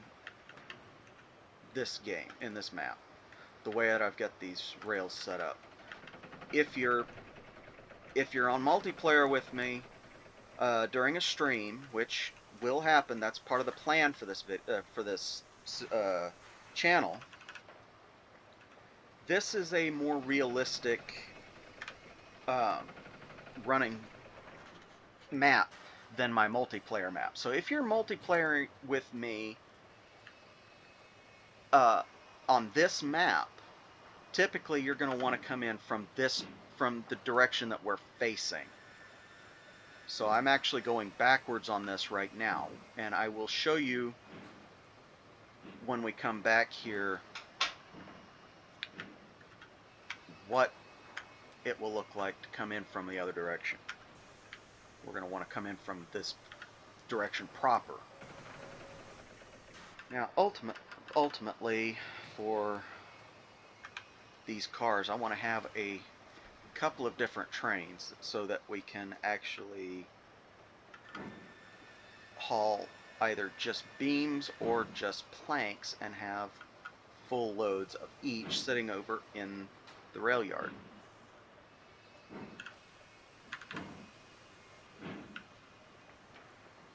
So that's going to be a goal that we reach we can stop anytime now. That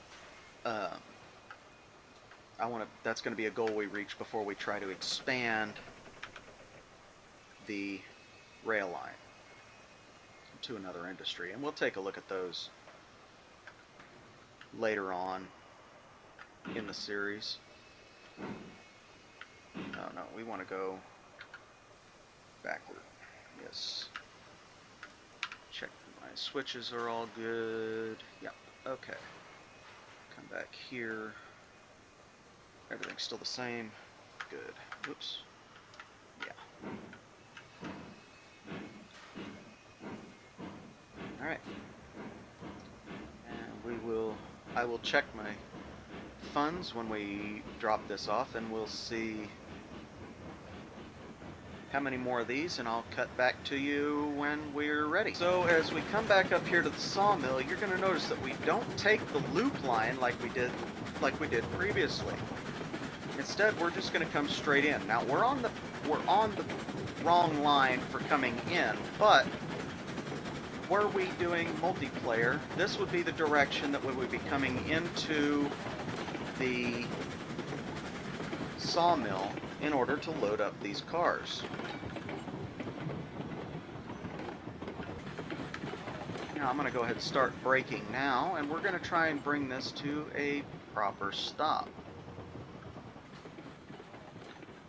With this first car lined up with the first crane, which is the furthest crane from which is actually the second crane, if that makes any sense at all. Okay, so we're lined up. Go ahead and start loading. We've got 3 and 3, so we're going to do 2 and 1.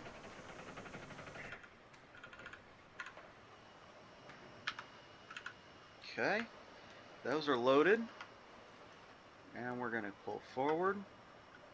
We are going to pull forward. Locomotive, come on. And we're going to load up this next car.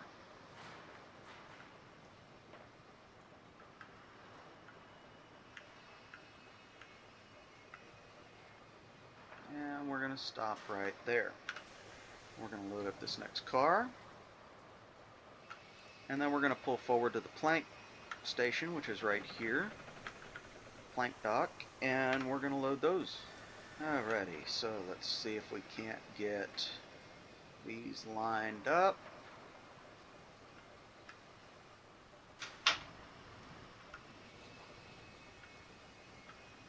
And there we go. We're going to go ahead and load these up. And and get rolling again.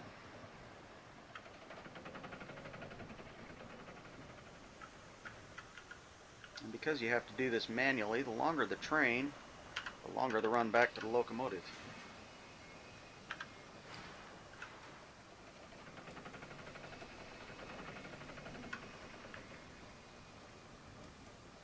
Okay, and with those two cars loaded, we're going to go ahead and move forward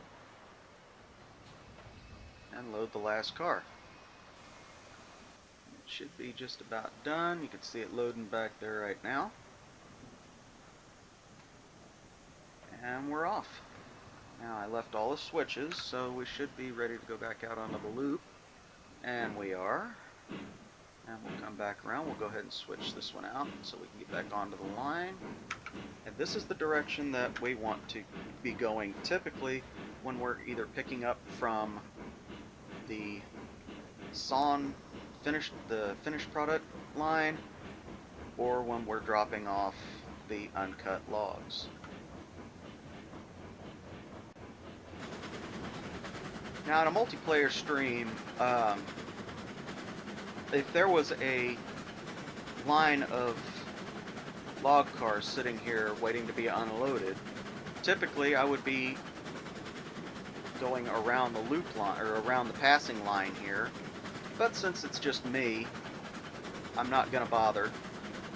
It's just a little bit faster, maybe 1 or 2 seconds, nothing really major. But I don't see a point in trying to switch over to the passing line when there's no train sitting there.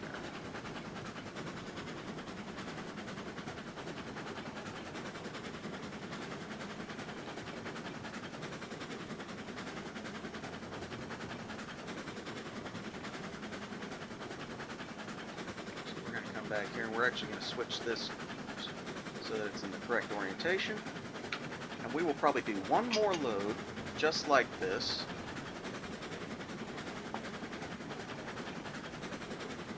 And then we will go in and we will buy those cars, buy the rolling stock that we need for the second train of bulkhead cars. And we'll buy the caboose as well. And I think that it's going to be a good way to call this video done. And when we get to that point, I will be switching the cars into the proper siding and putting the locomotive away. And that'll be it. But for now, I want to thank you guys for joining me on this first video of this channel and of the series. I don't have a name for this series yet. If anybody has any ideas, leave them in the comments below and I'll pick the best one. And you're going to know if it's yours because you're the one that suggested it. Now, on that note, I do plan to do live streams, and I do plan to do multiplayer streams with folks who would like to join in on this. And the best way to do that is through a Patreon that I am setting up, and I'll let you guys know when that goes active. Now, I can't say for sure when that will happen, and I probably just screwed that up. Oh well. But that unload. But you know, I can't say for sure when the Patreon is going to go live, but I will let you guys know when it happens. And with that, I will see you guys next time. Thanks for joining me for the first ever video of this channel and for the first ever video I've ever done. So, you know, thank you guys for joining me. I greatly appreciate it. I can't tell you exactly how much I appreciate it because words just don't quantify. I'm always going to be able to appreciate everything that you guys do, even if it's just viewing. So if you enjoyed this video, give it a like, give it a thumbs up. Go ahead and subscribe to the channel if you want. If you don't, I'm not gonna know about it, you know. But leave a comment. Let me know how I did. Let me know what you think. Let me know what you want to see moving forward in terms of content from this game, or from games like American Truck Simulator, or from Flight Simulator, or things like that, which I do plan to incorporate into this channel. I also plan to incorporate games like BioShock and Final Fantasy, and racing games like BeamNG, like the Flatout series, you know, older racing games. There are a couple of games that I would like to incorporate that I would like your opinions on as they come about, but I'll ask about those in stream where I can get live feedback, or I'll have them in comments when, you know, when the games actually come about and the ability to be able to play them comes about as I upgrade my system, as I buy more equipment, and so on and so forth. But as I said, thank you guys very much for being with me through this first video. It's all downhill from here, and I hope it's in a good way. So thank you all for joining me, and I will see you next time.